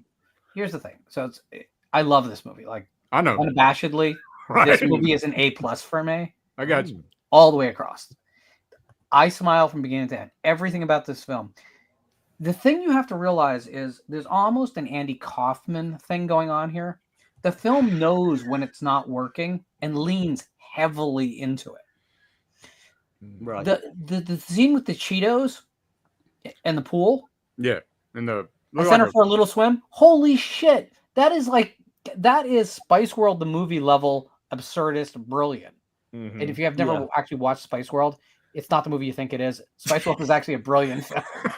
It's a Beatles type movie. It is, and it's brilliant. It is. It's better than any of the Beatles movies, but kind of by a long shot. To give credit to that scene with the Cheeto, though, I thought of the same year's Honey, I Shrunk the Kids. It's like the cheapest possible version of that. Yes. But there's so much. I love the film. Like, it's just so casual with its disregard for standards. Like, yeah, the whole and when they're talking at the table and it was like, oh, we communed with Jesus Christ, and she spits out her food and starts laughing, goes into this spiel about a fan club. Mm-hmm. Like, that shit was not happening in 1989. I promise you, no mainstream film was doing it. There's so many moments. The fake eyelashes in the car in the beginning where she can't pop. She keeps fluttering her eyes because she can't properly close her eyes to blink. Right. It's a sight gag, but it's so fucking great because we all knew girls in high school that did that shit. Mm-hmm. And I love the fact that all the girlfriends abuse their boyfriends physically. And when she becomes the devil and she goes out in public for apparently the first time in years in public, Maggie, she sexually assaults every man. Yeah. Grabs every guy's dick. And it's like a light goes off and shit. It's like, and then they start. Have you ever walked down a dark alley, Carl? Oh. Then they automatically start being crude and obnoxious as well, right? Oh yeah. I wish the movie had a bigger budget. I wish it had a bigger budget. I'm glad it's exactly what it is. Okay, fair enough. But the charm of the film is that they knew what they were making, and they were completely happy with it. And I'm sorry, Dana Ashbrook's flashback origin story has to be just one of the most sublime experiences on film. He sent by God. Well, God blackmails him with Polaroids to go back to Earth to kill the devil with a ray gun.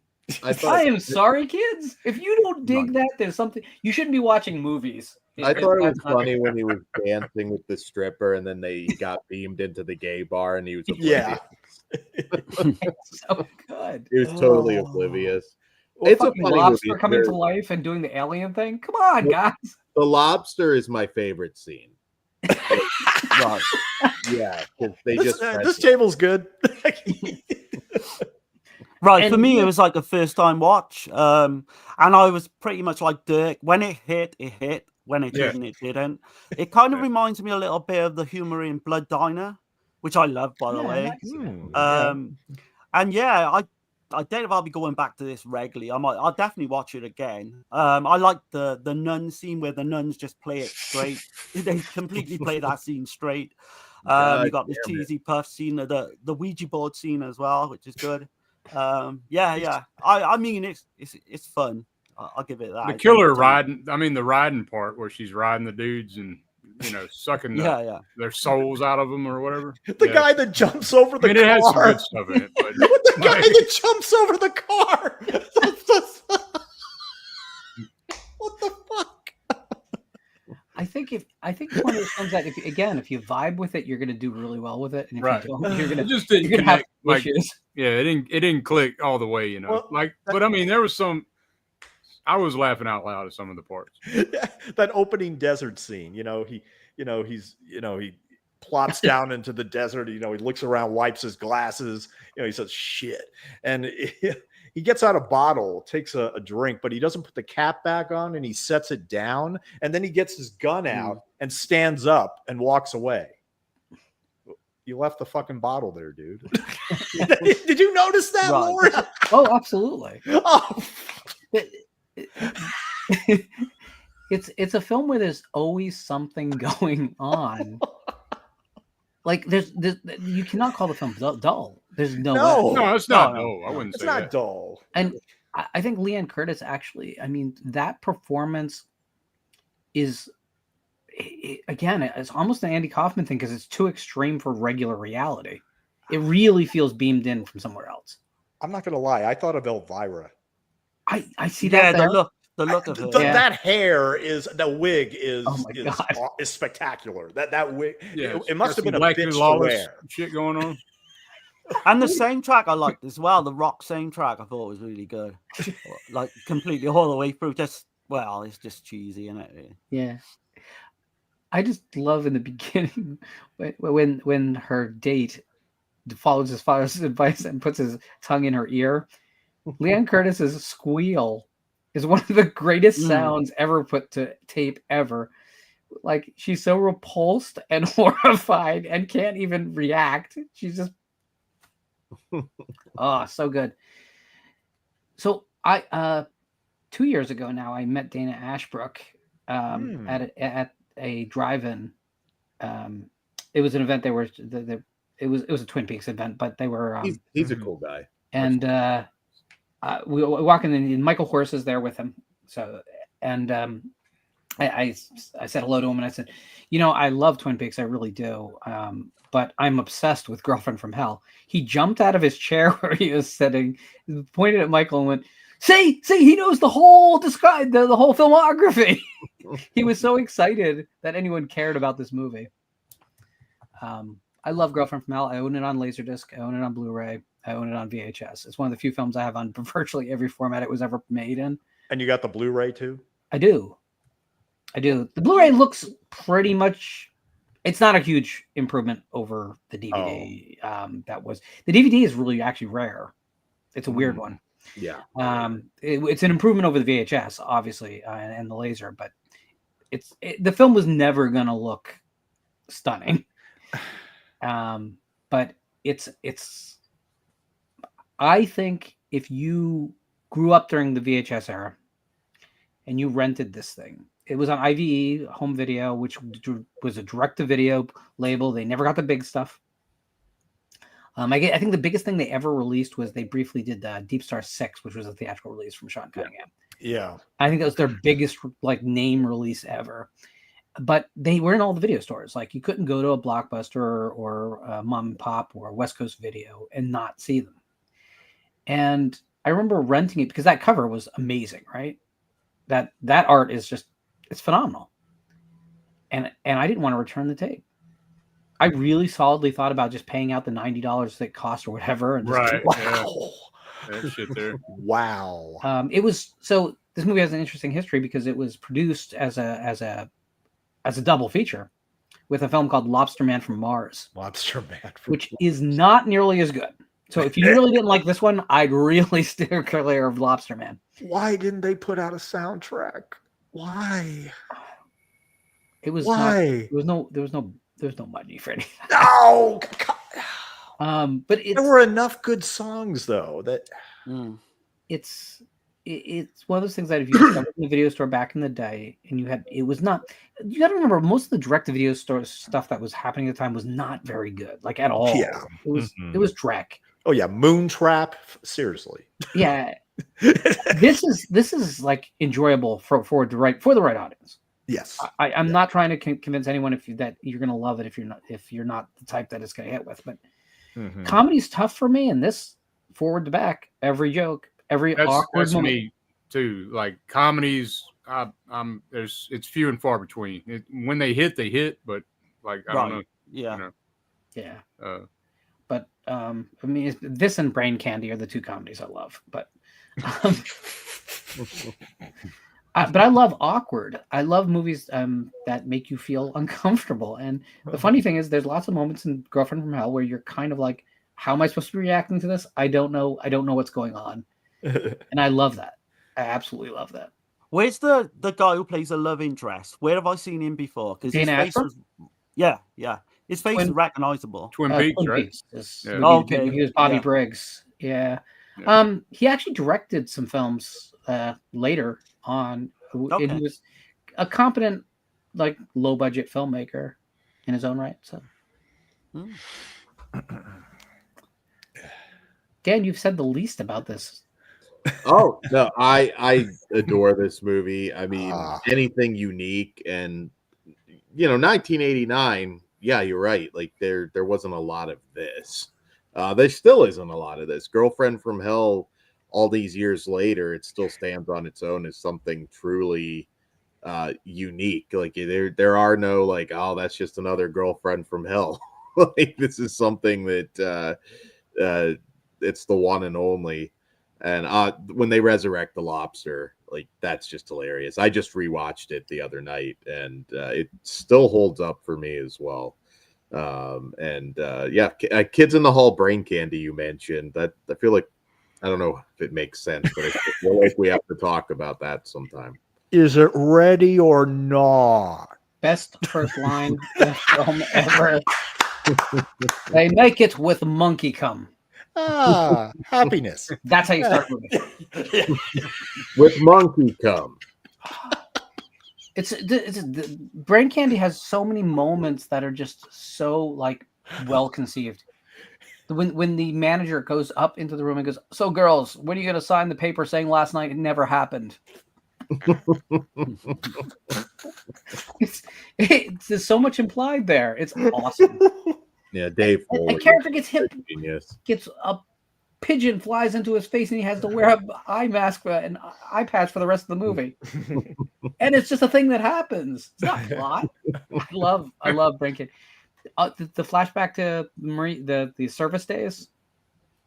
They are the enemy. I can't do the rest of the scene. We'll get kicked off YouTube, but holy fuck, that is one of the funniest things ever. I have to get the Blu-ray. I haven't gotten the Blu-ray. I'm going to get the Blu-ray too. Yeah, definitely. Hey kids, where's Dad? I looked up the guy that wrote and directed this. He didn't do a lot after this, but he was hired by Peterson. Peterson, that's right. He was hired by Quentin Tarantino to be a script writer. So yeah, he worked for Quentin Tarantino for a while. And the other thing I found interesting is that I read that his mother served in the Navy for 36 years. In the 1940s and 50s and 60s. Yeah. And I don't know why, but there was also an anecdote that I read about how, I forget what it was. It was on IMDb, but it involved his mother and being smacked. And I was thinking, there's a lot of smacking in this movie. There is a lot of yelling. Please don't tell me he based Maggie on his own mom. Please don't say that. Oh, that'd be a problem for a lot of us. Yeah, especially for a certain time in our lives. But no, I'm for what it is. I love it. It's schlock. I'm gonna buy it. I'm gonna go ahead and buy it. Yeah. Awesome. And aliens come out and play. Here, beastie.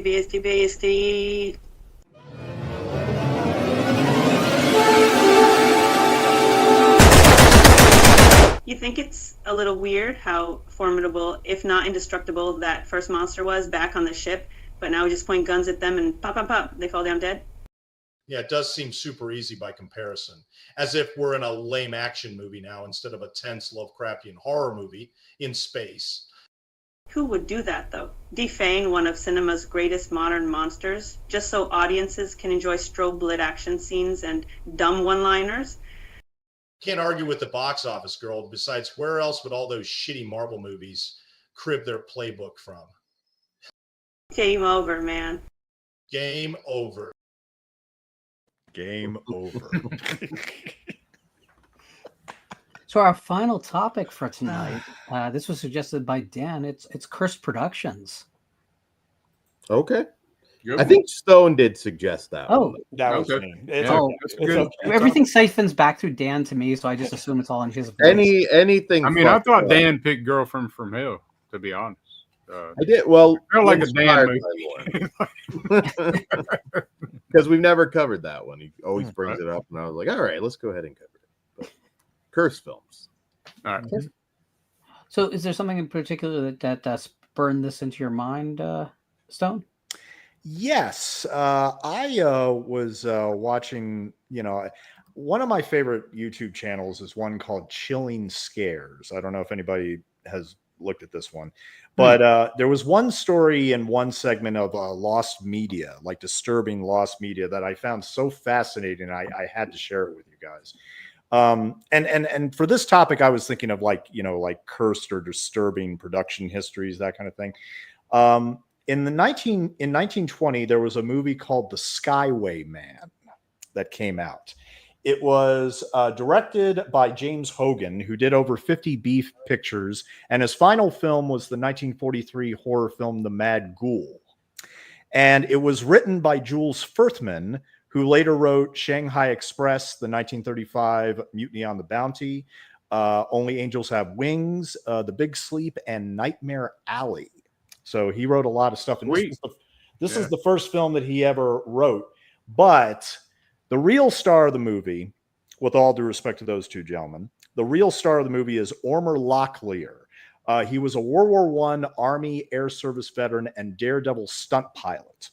And it all started when he was growing up in Fort Worth, Texas. And in 1911, he and a crowd saw something that nobody had ever seen before, what they call a flying machine. It came down, it landed in front of them, and the person that came out of the plane was Calbraith Perry Rogers Jr. Now, I know that when people think of, aviation pioneers, they think of the Wright brothers and Charles Lindbergh. Calbraith Perry Rogers Jr. was he made the first transcontinental airplane flight across the U.S. from September 17th, 1911 to November 5th of 1911, with dozens of stops, both intentional and accidental. The feat made him a national celebrity, but he was killed in a crash a few months later at an exhibition in California at the age of 33. Now, keep that in mind. So Ormer Locklear, he was inspired by Perry Rogers to, get into planes and flying these things around, these new, hey, we can actually fly up outside into the sky, And he was signed on. What happened was he had a flying circus. The head of Universal Pictures, Carl Lamb, discovered his flying circus and decided to purchase all of his future air show dates in July 1919 in order to have him on contract for a 2-film series. He was signed on to star in The Great Air Robbery, a 1919 film depicting pilots flying airmail. The New York Times review focused on the exciting elements, which, quote, Lieutenant Locklear swings one airplane to another and crawls out on the tail of a flying machine several thousand feet, presumably above the earth. The melodrama's use of airplanes for midnight mail deliveries, highway, or rather high air robberies, and battles between the forces of law and lawlessness adds excitement. And although The Great Air Robbery was a commercial success, Carl Lamb did not take up the option for a second film starring Locklear. So he sued Universal. He sued Universal for $25,000. And then he was hired by William Fox. Yes, the same Fox who ran Fox Pictures, which later merged with 20th Century in 1935 to make 20th Century Fox. Okay. Now, despite Locklear's public claim that new stunts for The Skyway Man, which is the film that he signed up for in April 1920 with William Fox, he said that would be more daring than ever filmed. The production would rely heavily on models and less on actual stunt flying. However, there were 2 stunts, one involving a church steeple being toppled by Locklear's aircraft, and another one of an aircraft to train transfer. Those were very problematic and very nearly ended in disaster, as you can imagine. The last stunt, the very last stunt of the Skyway Man, scheduled for filming, was going to be a nighttime spin, initially to take place in daylight with cameras fitted with red filters to simulate the darkness. Locklear, under a lot of pressure, with not only his family life being in upheaval and also learning that studio head William Fox was not going to extend his contract, demanded he be allowed to fly at night. The studio relented, and on August 2nd, 1920, publicity surrounding the stunt led to a large crowd gathering to witness the filming of the unusual stunt. Large studio arc lights were set up on DeMille Field 2 to illuminate, to be doused as the aircraft entered its final spin, but the arc lights, they were never turned off. And to shock spectators and film crew, Locklear and his longtime flying partner Milton Skeets Elliott crashed heavily into the sludge pool of an oil well, never pulling out of the spin. Both occupants died instantly at the scene. William Fox decided to release the film with the on-screen deaths of both Locklear and Milton Elliott. Now, remember, this is 1920. Okay. Yeah. That was the selling point of the film, was their deaths. Oh, man. That's hardcore. That's hardcore, man. This would never happen today. Okay. Yeah. This was a very weird time in history where movies were barely a thing. Air flight was barely a thing. Yeah. So the film was released as The Skyway Man. Unfortunately, and look, before you all go to YouTube, the movie does not exist anymore. Like 80 to 90% of all silent films, it is sadly lost to time. Yeah. Mm-hmm. The Skyway Man. And the only other one I wanted to mention, Alan Ladd Jr. was a very famous producer. He actually gave the green light to George Lucas to go forward with Star Wars at 20th Century Fox. Good little segue there. What happened is that he was ousted from Fox in 1979 after The Empire Strikes Back, because Fox was a little pissed off at all the money that Lucas had made off the merchandise, you know. So he started his own company, the Ladd Company. And he did 26 films, but he never really did a horror film, except for the one that has a giant poster on me behind me. Starring Mariel Hemingway. Star 80 is directed by Bob Fosse, who maybe somewhat controversially won the Oscar for Best Director over Francis Ford Coppola in The Godfather for the movie Cabaret, which I think is a great, great film. And he also did All That Jazz, which, fun fact, is actually the director of Jason Goes to Hell. It's actually his favorite movie of all time. But anyway, Star 80 is about a young woman named Dorothy who is discovered in a Dairy Queen in the late 1970s by a sleazy hustler, and takes her to Hollywood, and she becomes a Playboy centerfold. And then she started doing a few movies, very low budget crap like Galaxina, you know, stuff like that. And then eventually Peter Bogdanovich, the director of such films as Targets and The Last Picture Show, met her once at a Playboy function and decided to cast her in one of his movies. However, before the film was released, she was murdered by her boyfriend, Paul Snider, in the house that they lived in Hollywood. He had beat her, raped her, shot her, and murdered her. Now, Star 80 was a movie that was made. The production, the director, everybody, they were scared to death they were going to be sued. They were so scared that they were going to be sued by Peter Bogdanovich, Hugh Hefner, you know, everybody that was involved in this poor girl's story. Now, but what Bob Fosse did, he decided to go the extra mile in terms of verisimilitude. He shot the prom, her prom, at the actual high school where the prom took place. He shot at the actual Dairy Queen that Paul Snider picked her up at. And on top of all that, he also shot in the actual apartment where he murdered her. Shit, man. Yeah. Limit. Yeah. It's a rough movie to watch, needless to say. However, I actually am in agreement with many critics at the time, including Gene Siskel and Roger Ebert, and they were not the only ones. There were many others. They thought it was one of the best films of the year. And they said, oh, Eric Roberts needs an Oscar nomination, but he played such a creep, such a horrible creep in this movie, that they are convinced, along with Gary Oldman and Sid and Nancy, that the reason why they were not given nominations is because just their characters were so despicable. People forget how good Which is a shame. That's Eric Roberts' explosion on screen right there. I mean, great actor, but you know, that's, yeah. So if you haven't seen Star 80 yet, I highly, highly recommend it, even if it's only once. Okay. Yeah. Oh, and last but not least, Sam and Chris and I did an audio commentary for it. It's available on YouTube. Okay, awesome. I think Tarantino likes that film as well, because it's on his podcast I was listening to.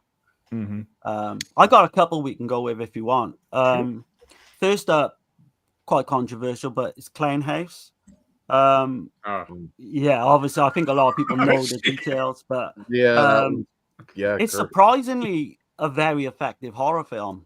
I think it's because of all the controversies and all that, it kind of rightly is kind of banned or cancelled, I guess.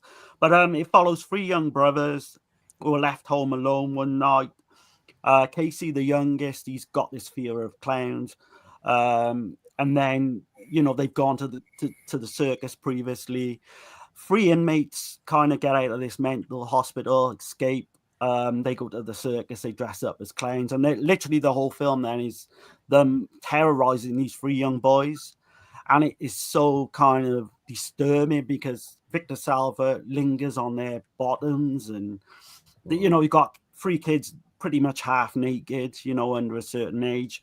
But obviously, the main thing about this is what went on behind the scenes. So you've got Nathan Forrest Winters, who was being sexually abused by Victor Salva.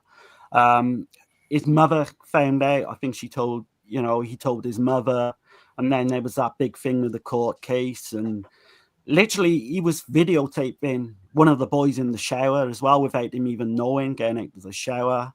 It's not a question, right? Like, yeah, they had video evidence of it. Yeah, exactly. Yeah, they raided his house, got video evidence, and he only sadly did 18 months for that.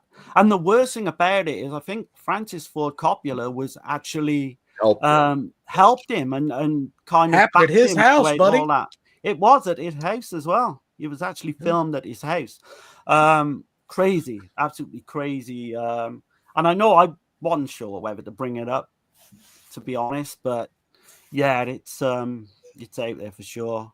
I got the old VHS. I think the DVD goes for like mega money, but that's never going to be released again, I don't think. Yeah, I don't think so, because Scream Factory, when they're asked about it, their answer is like, we got enough shit for the Jeepers Creepers movies. There's no fucking way to touch us. But yeah, and you don't think Disney will ever put Powder out again? Right. I mean, that's a tough one, because that's the movie that he made because of the way the society felt about him as a pedophile. But there's also more than one person to make a movie, so I get it, though. It's tough. Clown House is almost impossible to watch knowing what it is. It really is uncomfortable. Powder's a very good movie. Yeah, I have no interest. Yeah, going to that. Clown House is tough. I mean, it just entirely ADR'd too, so that's another like a super annoyance with it. Mm-hmm. Wasn't it because the cameras were just like insanely loud or some shit? Yeah. Mm-hmm. And the thing is with Jeepers Creepers as well, and Jeepers Creepers 2, you can kind of see, you know, he's lingering on boys, you know, or men. Jeepers Creepers 2 was a buffet for him, is what I wonder. Yeah. I wonder though. And by the way, my take on this has always been very simple. I don't need to separate the art from the artist. I don't need to do that, because there's enough great art out there that does not come contaminated that you have to worry about it out there. Just consume the stuff that isn't contaminated. You'll be fine without Jeepers Creepers 9. I promise. But I wonder though, if you were to look at if I was to pick a film at random and tell you that the director or the star had something happen, could you look at a film and would you micromanage how you watch it until you see evidence to make yourself uncomfortable? I know. I get that in this case, there's almost no question that there's certain, it's like the most extreme circumstance. But I'm wondering, is it just a movie about clowns terrorizing kids? I mean, because it's hard. It's hard to know. My thing again is there's enough great entertainment out there that I don't have to bother with these movies. Right. I'll never see another Salva film, and that's my choice. Mm-hmm. Yeah, I think it. I don't think he gets to make movies anymore. I don't even think Francis can pull for him anymore. So the problem I'll tell you is, like, I'm making an animated film, right? Yeah. Mm-hmm. So yeah, I mean, there's going to be a way for him to make a movie if he really wants to make a movie. But listen, horror fans in particular line this guy's pockets for a lot of years. So at a certain point, look in the mirror if you have a problem with it. He just got caught, by the way. Again?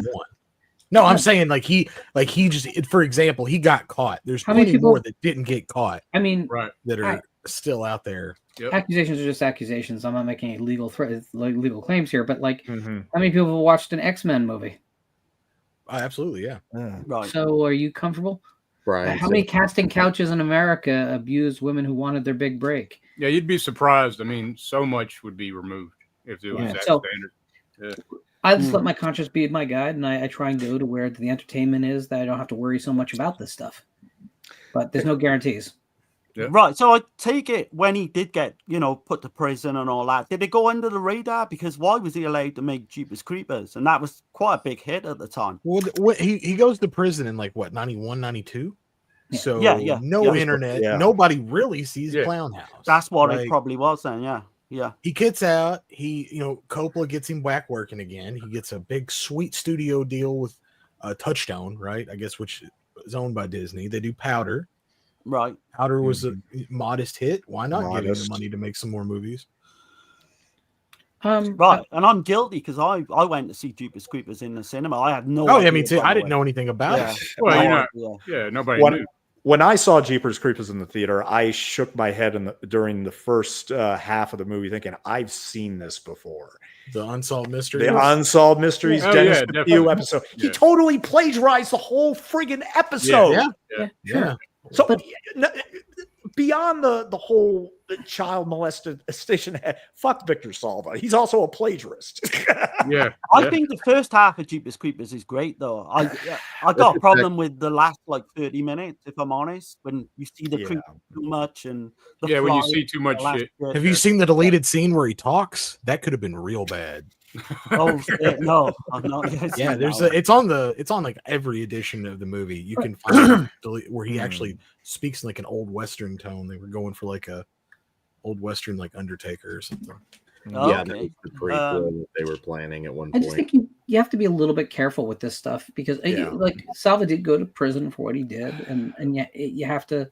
I don't need to support the man. But here's my question for you: do you guys love the movie The Hitcher? Yeah. Oh yeah. I like it. No, you comfortable with a man who committed vehicular homicide, killed people?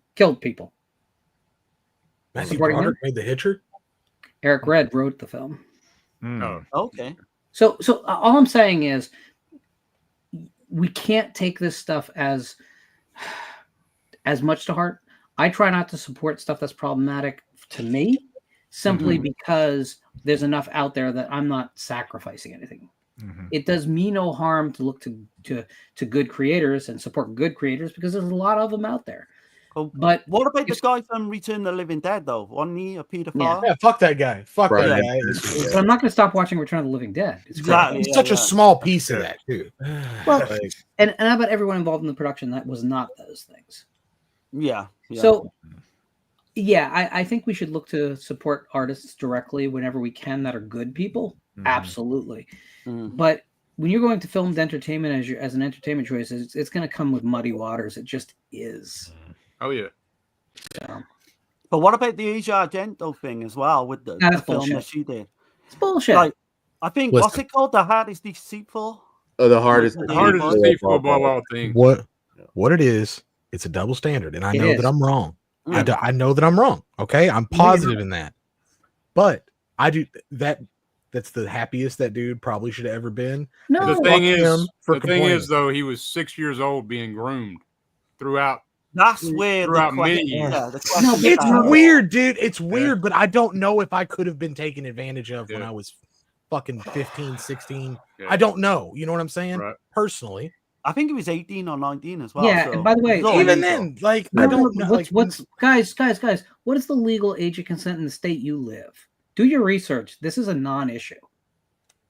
It's a weird thing that because the 6-year-old thing in the film, though, that's the thing with me that's just strange about the whole thing. They tried to make him as a little girl as well, didn't they, in that film? Yeah, they did make and him. It's the movie has themes of abuse in it. So it's that one's more a weird situation than anything. You got some crazy shit going on. I'm just not gonna be over sympathetic to like somebody who was raped by Asia Argento and gets paid £1 million for doing it as well. Which is, like, sorry, dude. But it's frustrating for me because the problem is, do you guys like music? It's a lot of musicians. Okay. Yeah. Come on. Even Tyler. Come on. Yeah. No, I mean, no, I don't see. I can definitely separate, But there's nothing of Salva that I'm interested in watching again. Oh, me either. Me either. That's actually like that's kind of the good thing about it, right? Yeah. Like Jeepers Creepers was his pinnacle. Yeah. Right. Yeah. The second one I can briefly talk about as well is Curtains. 19. It's dubious what year this came out. 1983. I know it was actually shot in 1980, 1981, but the big thing with this one is, so this is kind of a curse, you know, or a troubled production, I would say. But it's got a lot of memorable moments. You've got the killer in a hag mask on the ice skating with Leslie Donaldson. But it's kind of disjointed because the director kind of did 45 minutes of footage, got sacked, and they brought in then the producer come in and finish the film. So when you go back and see the film, it's in like act 1, act 2. And what's weird about it is the original director was going for like a Giallo vibe, an art house type film, and all that stuff is great. You've got the creepy doll in the rain, and you know, with the car gets stopped. But the producer wanted just a run of the mill slasher film, and I always love this film. To me, it's one of the like gems of the 1980s, like in the slasher boom as well, even though it came out later. And it sat on the shelf for 2 years. There was money issues, I think, at one point too. But I wasn't sure whether this would qualify, but it kind of does. I think most people on the panel have probably seen Curtains, but I highly recommend it to anyone who's watching. Hell yeah, man. That's mine too. Cool. I like that movie too. I like it a lot. Oh, it's great. I've got one. And it's actually one of my favorite sci-fi movies ever made, and that is 1979 Stalker from director Andrei Tarkovsky. This movie is just amazing. It's a Soviet era science fiction film. It's inspired by very loosely based on the Soviet sci-fi novel Roadside Picnic by Arkady and Boris Strignacki.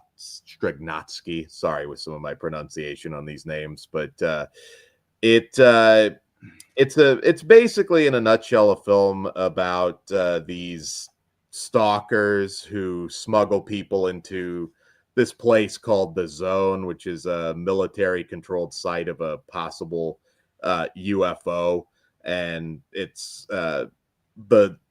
in this area, there's a place called The Room where supposedly any wish you have can be granted. And if you're unfamiliar with Tarkovsky, he also did Solaris, which is probably the more well-known film since it got a George Clooney remake. But this movie had everything that could possibly go wrong went wrong on this one, from weather to just everything. It was set to be shot in Tajikistan, I believe it was, before an earthquake just destroyed absolutely everything, so they had to wait. Then it moved to Estonia, and there's a lot of mystery around this one because it was shot, and for 6 weeks they didn't check the rushes, which is very bizarre. And it was shot on a new Kodak stock at the time, and when they finally did watch the rushes in Moscow, it was this just greenish tinge. It was not usable, and the director decided to burn the negative and reshoot. There are some rumors that a lot of this just had to do with Tarkovsky not being satisfied with the cinematographer. There's a lot of different stories out there. There was a recent piece on this on Shudder for their Cursed Films series, which I was happy to see. It wasn't just the usual on there. But, 65% of the budget had been spent, and the director has a heart attack, although supposedly he was in an asylum for 2 months. The biggest tragedy on this one is a chunk of the main cast and some of the crew had serious health complications because they were shooting inside a contaminated lake from people died of lung cancer, and Tarkovsky himself cast. If you go down the John Landis movie, is that what that is?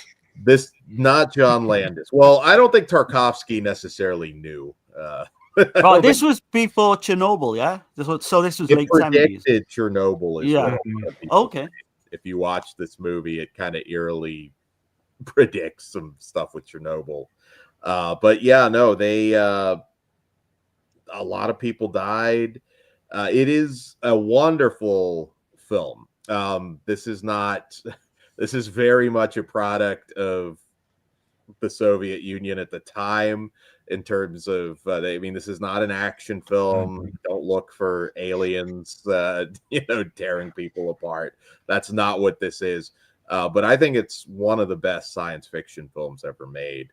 And, sadly, it cost a lot of people their lives. And it's really probably one of the main things that comes to my mind when you think troubled productions, because the toxic waste, the pollution, there's shots of these actors laying in the water that would be their doom, unfortunately. Wow. But you can watch. I mean, the Cursed films is only like 40 minutes, so it doesn't deep dive as much as I'd like, but there are other documentaries out there. It's great. Soviet era science fiction, I don't think has ever came up on this channel, so I don't know if anybody else is a fan. But I know that's kind of specific. But I love Stalker. I think you should check out the Criterion Blu-ray if you can. Okay. Yeah, definitely. I have one that's not such a downer. I know we all went. Yeah, you all went dark, and they're all kind of dark. Isn't that supposed to be my lane, people? But I chose something just that I think is just absurdly funny. So in 1999, Gil Younger, who had hit a couple years earlier with 10 Things I Hate About You, decides he wants to make a pseudo sequel, and he writes this screenplay, and it is a suicide comedy. And the film's title is 10 Things I Hate About Life. Evan Rachel Wood returns and in a different role. And but she's pregnant and apparently did not tell the producers this. And by the time they're shooting, it's very evident, which is not something they can work around in the plot. So they halt the production, which doubles the budget of what was supposed to be a very modest budget. Yeah, I was going to say. By the time they come back, she's decided she hates the project because it's so morbid, and in her words, not funny. But she walks off the set and does not return. So now they have half a film that subject matter was already difficult to market. Feels like a lawsuit to me. They're going to need to recast.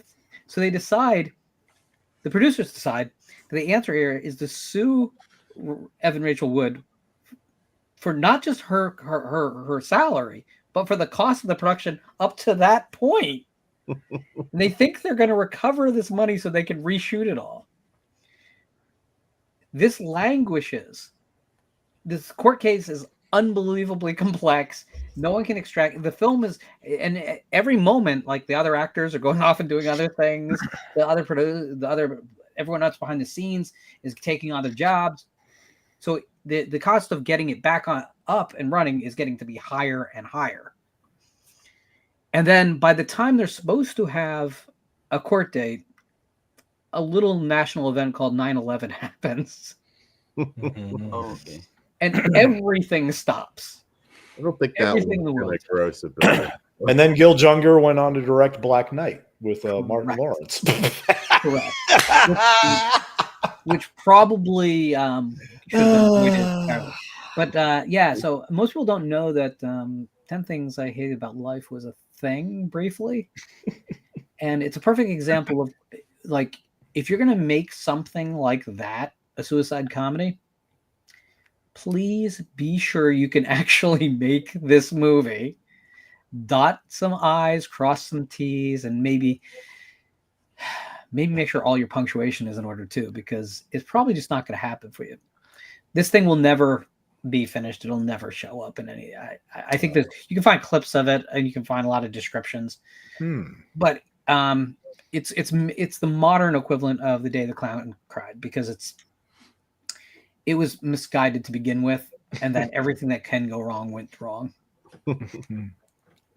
Day the Clown Cried, is that like, that should be available for viewing now? It is. It's now available? Not officially, but yes, it is. I don't know if I can watch it.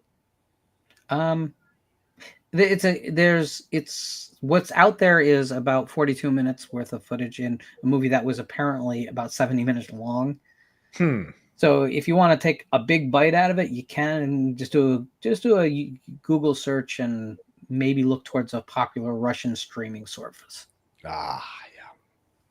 You'll find it. Jerry Lewis said 5 years after his death, which we're way beyond now, it was okay to put it out. So yeah, I don't know why. Well, I mean, what are the commercial prospects of it? Exactly. Curiosity buys. No, you're not going to theatrically release this thing. Oh, no. There is no more physical media. The people who really, really would be interested are film fanatics, and would they stream it? Maybe, but would they pay for a stream? Would they buy a $20 stream? No way. Probably. No, I mean you might have people get together as parties and doing it to hate watch, but everyone knows it's bad. No one who's seen the film thinks it's a good film. So, I think it's just I think there's no real inertia to work. The mystery is actually probably more valuable. Probably.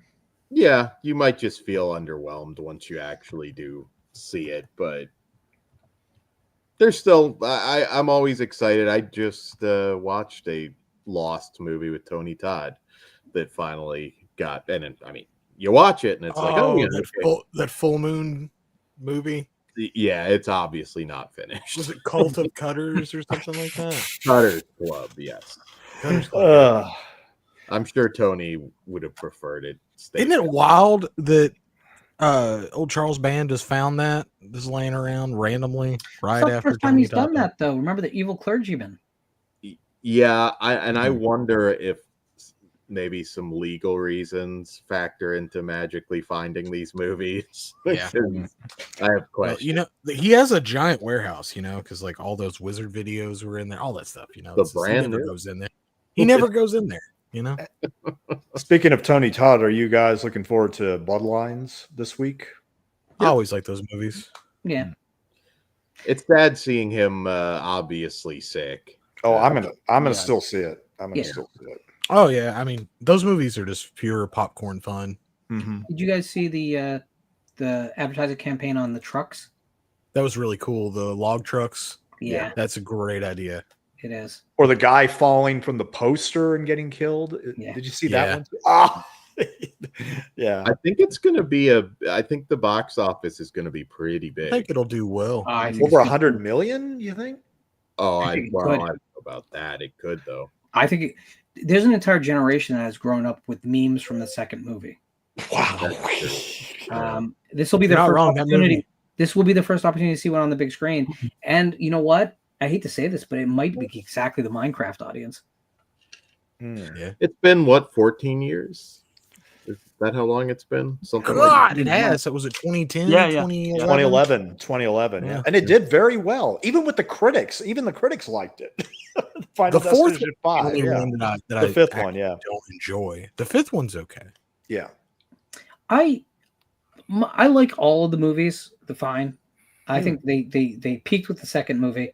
And that's kind of rinse, wash, repeat. But if you like what it is, then you're fine with that.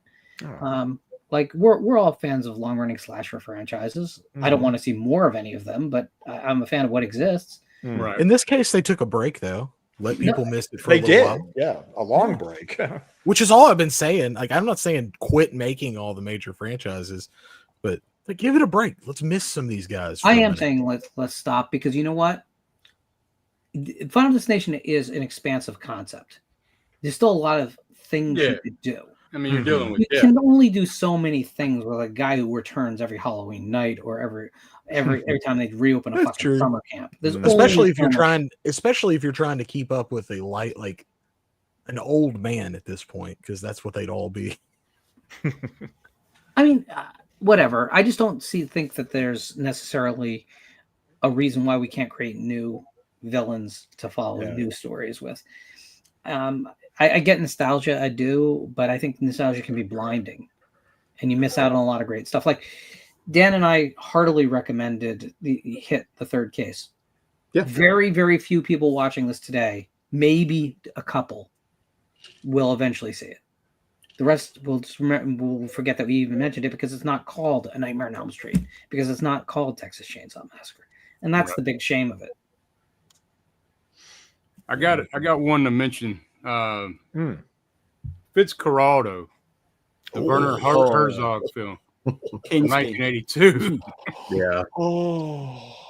So it's based on Brian Sweeney Fitzgerald, an Irishman, had like this vision of bringing the opera to the Peruvian Amazon, and it's loosely based on that, because what actually happened was that man disassembled a 32-ton steamboat and brought it over a mountain. True, there was bad things that happened, and then it was rebuilt so he could get the resources for rubber to build this opera or whatever in the Peruvian Amazon. Well, Herzog is like, no, we're going to do this shit for real. We're not going to have projectors. We're not going to use models. We're really going to do this. And then Kinski is like, he's all excited about it at first. And then as soon as they get on set, he's like losing his shit. And anyway, as he often did. Yeah, but he wasn't first choice, of course. So he'd already been filming this with Jason Robards for 4 months, and then he gets sick from amoebic dysentery, I think that's what it's called. And then so then he goes to Warren Oates, and he's going to get him to do it, and he gets sick terminally or something. Like, I think he dies a couple years after the film. And then he goes to Jack Nicholson, and Nicholson's like, no, I'm not shooting. I'm not going to stay that long in the damn, and plus it's way too much money for Nicholson. So, and by the way, he had Mick Jagger as a side character. Yeah. And Mick Jagger had to go on tour with the Rolling Stones. So he completely wrote him out of the script, that character. So then what's he do? He goes back to his best fiend, Klaus Kinski, and brings him in. We need to get this production back on track. Yeah, and what could I forgot to mention, go wrong? I forgot to mention he was going to get Mario Adorf, but he felt like he couldn't handle it. He couldn't handle it. He didn't have the intensity for the character or whatever. So he gets Kinski, but Kinski's not the worst part of the film. Like, of all the bad things that happen in this shit. There's a cinematographer, Thomas Mock. He has to have hand surgery on a kitchen table for several hours without anesthetic from something went wrong. A crew member gets bit by a venomous snake and cuts his own foot off. Yeah, with a chainsaw. Jesus Christ. Oh man, Evil Dead. Yeah, there's people that die. There's a tribe member, the Amahaka tribe. This guy steals a canoe and drowns, and then there's a rival tribe that attacks the set, and one person gets shot in the neck, somebody else gets shot in the stomach. Imagine Jack Nicholson. I'm like, holy shit, man! The shit that went on. So many people have, like, critics have, like, scorned Herzog for making this film. Said it's exploitation of the tribe, and there was more people that died that weren't even mentioned. But Roger Ebert gave it great praises. It won at the Cannes Film Festival in '82. But it's an awesome film, and it's, I don't know, y'all stand on it, your opinion. I think he was demonized by the critics, though. They said he was a demonic puppeteer. Right. One of the funny things about that is, so Kinski was telling the director, he's at one with nature and he loves, but he barely went out of his hotel to the set. He would not get him amongst, snakes and all that shit and whatever you got in that part. But yeah, sorry, Dan. Oh no, I was gonna say, like, just I guess that one really might be the king of just things going wrong. Two plane crashes. There's 2 plane crashes as well. And on the location, the nearest city was like hundreds of miles away. So you could only get there on a boat or a plane. So it's one of those things like you're just amazed. I mean, maybe in Italy or something, like you could see some of that happening, but it's insane. I can't imagine, Mick Jagger on that set. He would have survived absolutely everything you brought up. The only question there is, was there cocaine? Yeah, I'm sure there was. Then he was fine. That snake hits up the second it bites him. But I mean, he's going on tour to make 10 times the amount of money that he was going to make on this film. He's like, fuck this shit. I'm out. So like, I'm going to make more making Free Jack in a few years, and no one's going to see that shit. Right? Yeah. You would think like more would have happened with Cannibal Holocaust as well. You would imagine there'd be kind of more behind the scenes of accidents. There's a lot hidden back then. I mean, it could be. Cannibal Holocaust is also an interesting case, though, because like we tend to think of that movie as some like real low budget, fly by the seat of the pants production, and really for its time, it's not. Yeah. Right. A lot. Not they shot in the Amazon, yes, but a lot was shot in Italy too to supplement. It wasn't. It's not. It feels so raw as a film because they worked really hard, not because it was like harsh conditions. It's a really well made film. It is. It's in my top 10 of all time. I also want to mention the tribe people are real calm kind of people. So Kinski, with his off the rail attitude, they come to Herzog and told him, we'll kill him for you. Yeah, they did. Yeah. And Herzog's like, no, I gotta have him for the film. I gotta finish this film. That was the only reason he said no. There are some directors that cast Kinski that would have taken him up on that. Oh, there's a decent amount of female cast members along the way. Look at Nosferatu the vampire. Nosferatu the vampire, yeah. He sexually assaulted women on set, on camera even. The stories behind that film as well, where he literally got the lead actress fired at one point. He saw one of the crew members' girlfriend. She was like 18. He said, "I want her in the film. I want her to star." And it was she had no actress credits or anything like that. And he just run the show. If you want to see them out, like early in the morning, he took them out and he said, "I want to shoot in this with the kind of light, the natural light." Even though the director just knew he was never going to use it. So he dictated everything. So if you want to see any of Kinski's rants on this set, it's on YouTube. You can check out the rants. He's telling people to lick his ass and all kinds of shit. He's off the rails. But.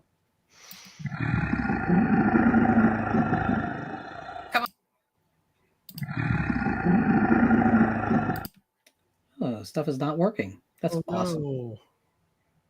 Thought that was an artistic choice that we were going.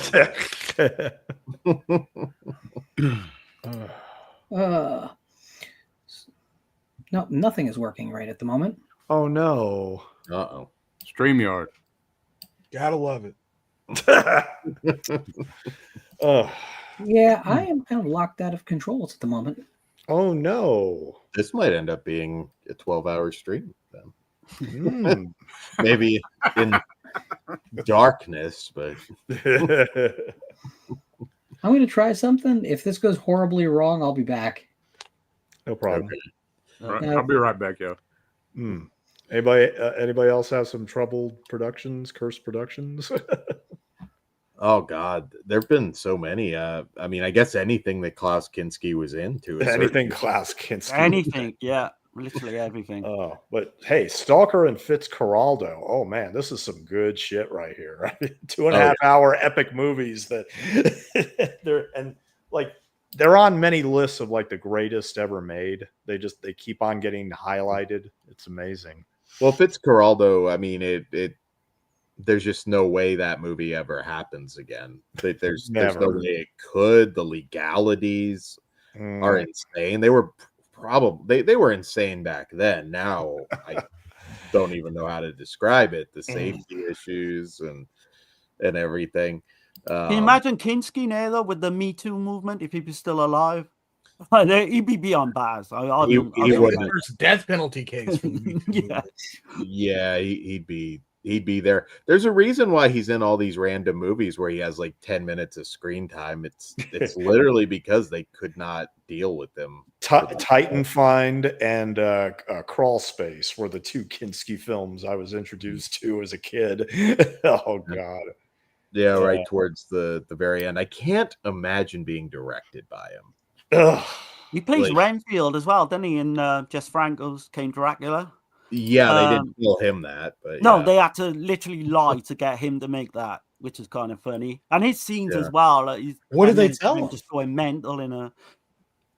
But Franco just kind of lied because he was just like, you better not be putting me in a goddamn Dracula movie. Exactly. He said he didn't want to be in a King Dracula film. He actually had a pretty solid relationship with Jess Franco, though. Like, that was one director that seemed to be able to manage him somewhat. Yeah. Come on, you ugly motherfucker. Just a little to your left.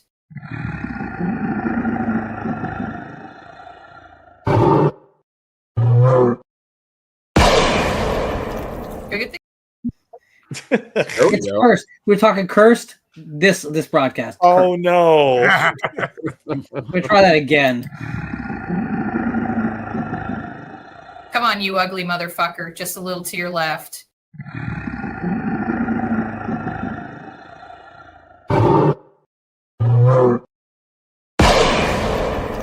Good thing this channel isn't monetized. I don't think you can blow heads off and keep making those clicky dollars.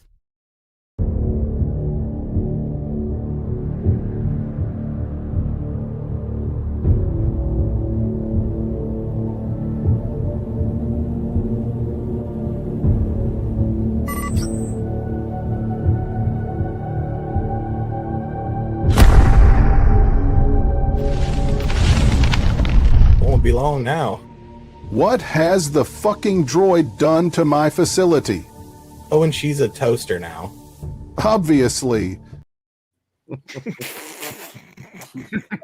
More of his dropping the F-bomb. Oh, yeah.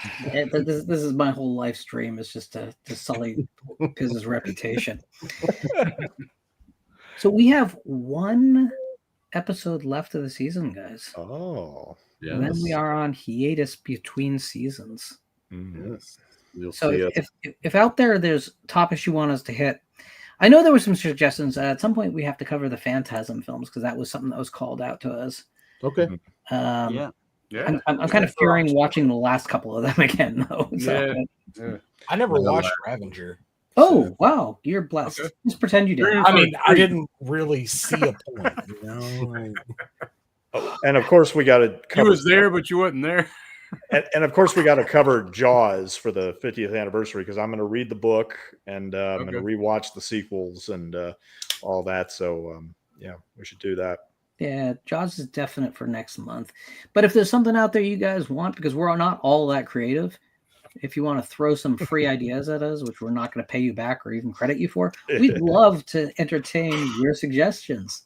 Yes, we gave you a lot of soul-crushing movies tonight, and Girlfriend from Hell. Girlfriend from Hell is not soul-crushing. Yeah. It's soul sucking. That's what it is.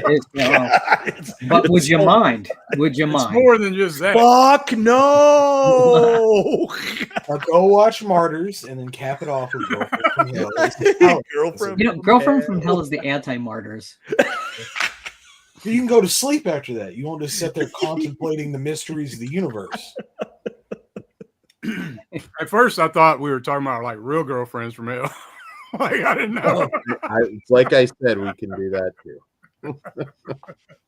Everybody's got one. Shit. Mm-hmm. Does anyone have any final thoughts before we cap off this evening? One final thought. I'm sending in episode 7 of 60 Minutes of Stone this week. And just as a preview, I'm doing the horror films of 1975. I'll be doing Janot Swark's Bug. Ooh, nice. And he just passed away in January, so that's a perfect thing, perfect one to do. I'm also doing Dario Argento's Deep Red. Rondo Rosso. One of my favorites. Peter Weir's Picnic at Hanging Rock. Nice. Of course. Rocky Horror. And as a bonus, Nice. The Devil Within Her. The Devil. Oh no, I Don't Want to Be Born. That's the Exactly. Joan Collins one, yeah. With the Joan dwarf. Collins, yeah. Oh, And Carolyn Monroe. Nice. Yeah. Well, we're definitely looking forward to that, Stone. Yes. If you haven't checked out the most recent Dead End Drive-In, that went up last week. I feel so bad because these guys like want to preview stuff at the end of the video, and I'm like, I'm never gonna get this in time for this to matter. But it's a great episode. And there should be another one of those probably in a couple weeks. I know you guys already have it in the can, but I am starting a new gig shortly, so my time might be a little bit, and there's a thing with a book happening too, so the next couple weeks might get a little bit rowdy for me. I got you. Yeah. I'm so Saturday, I mean, this is not anything to do with YouTube or anything. Well, it might be. I might make a video, but I'm going to Bonnie and Clyde Trade Days in Arcadia is where they actually got killed. But it's a big, huge flea market deal. Anyway, we're going Saturday. We're going to probably get some footage. Oh, nice. You know, as Clyde was laying there dying, he looked over at Bonnie and he said, you know, someday they're going to put a big ass flea market right here, baby. Yeah. Yeah. Promise, Clyde, it's all worth it then. Let's exploit the shit out of them, right? Yeah. But. I don't think I can do any better than that, so I think that's where we're going to leave this. Yeah. They say nightmares or dreams perverted. True. Good night, guys. Internal log 0613-2024. The ship is a twisted mass of wreckage on the surface of an unmapped moon outside the boundaries of any charted system. The crew are dead. With any luck, this transmission will be picked up by the YouTube algorithm. And notifications will be sent, but who knows? This is Customer Service Specialist Sam, last survivor of the commercial data mining ship Imperium. Signing off. Good night.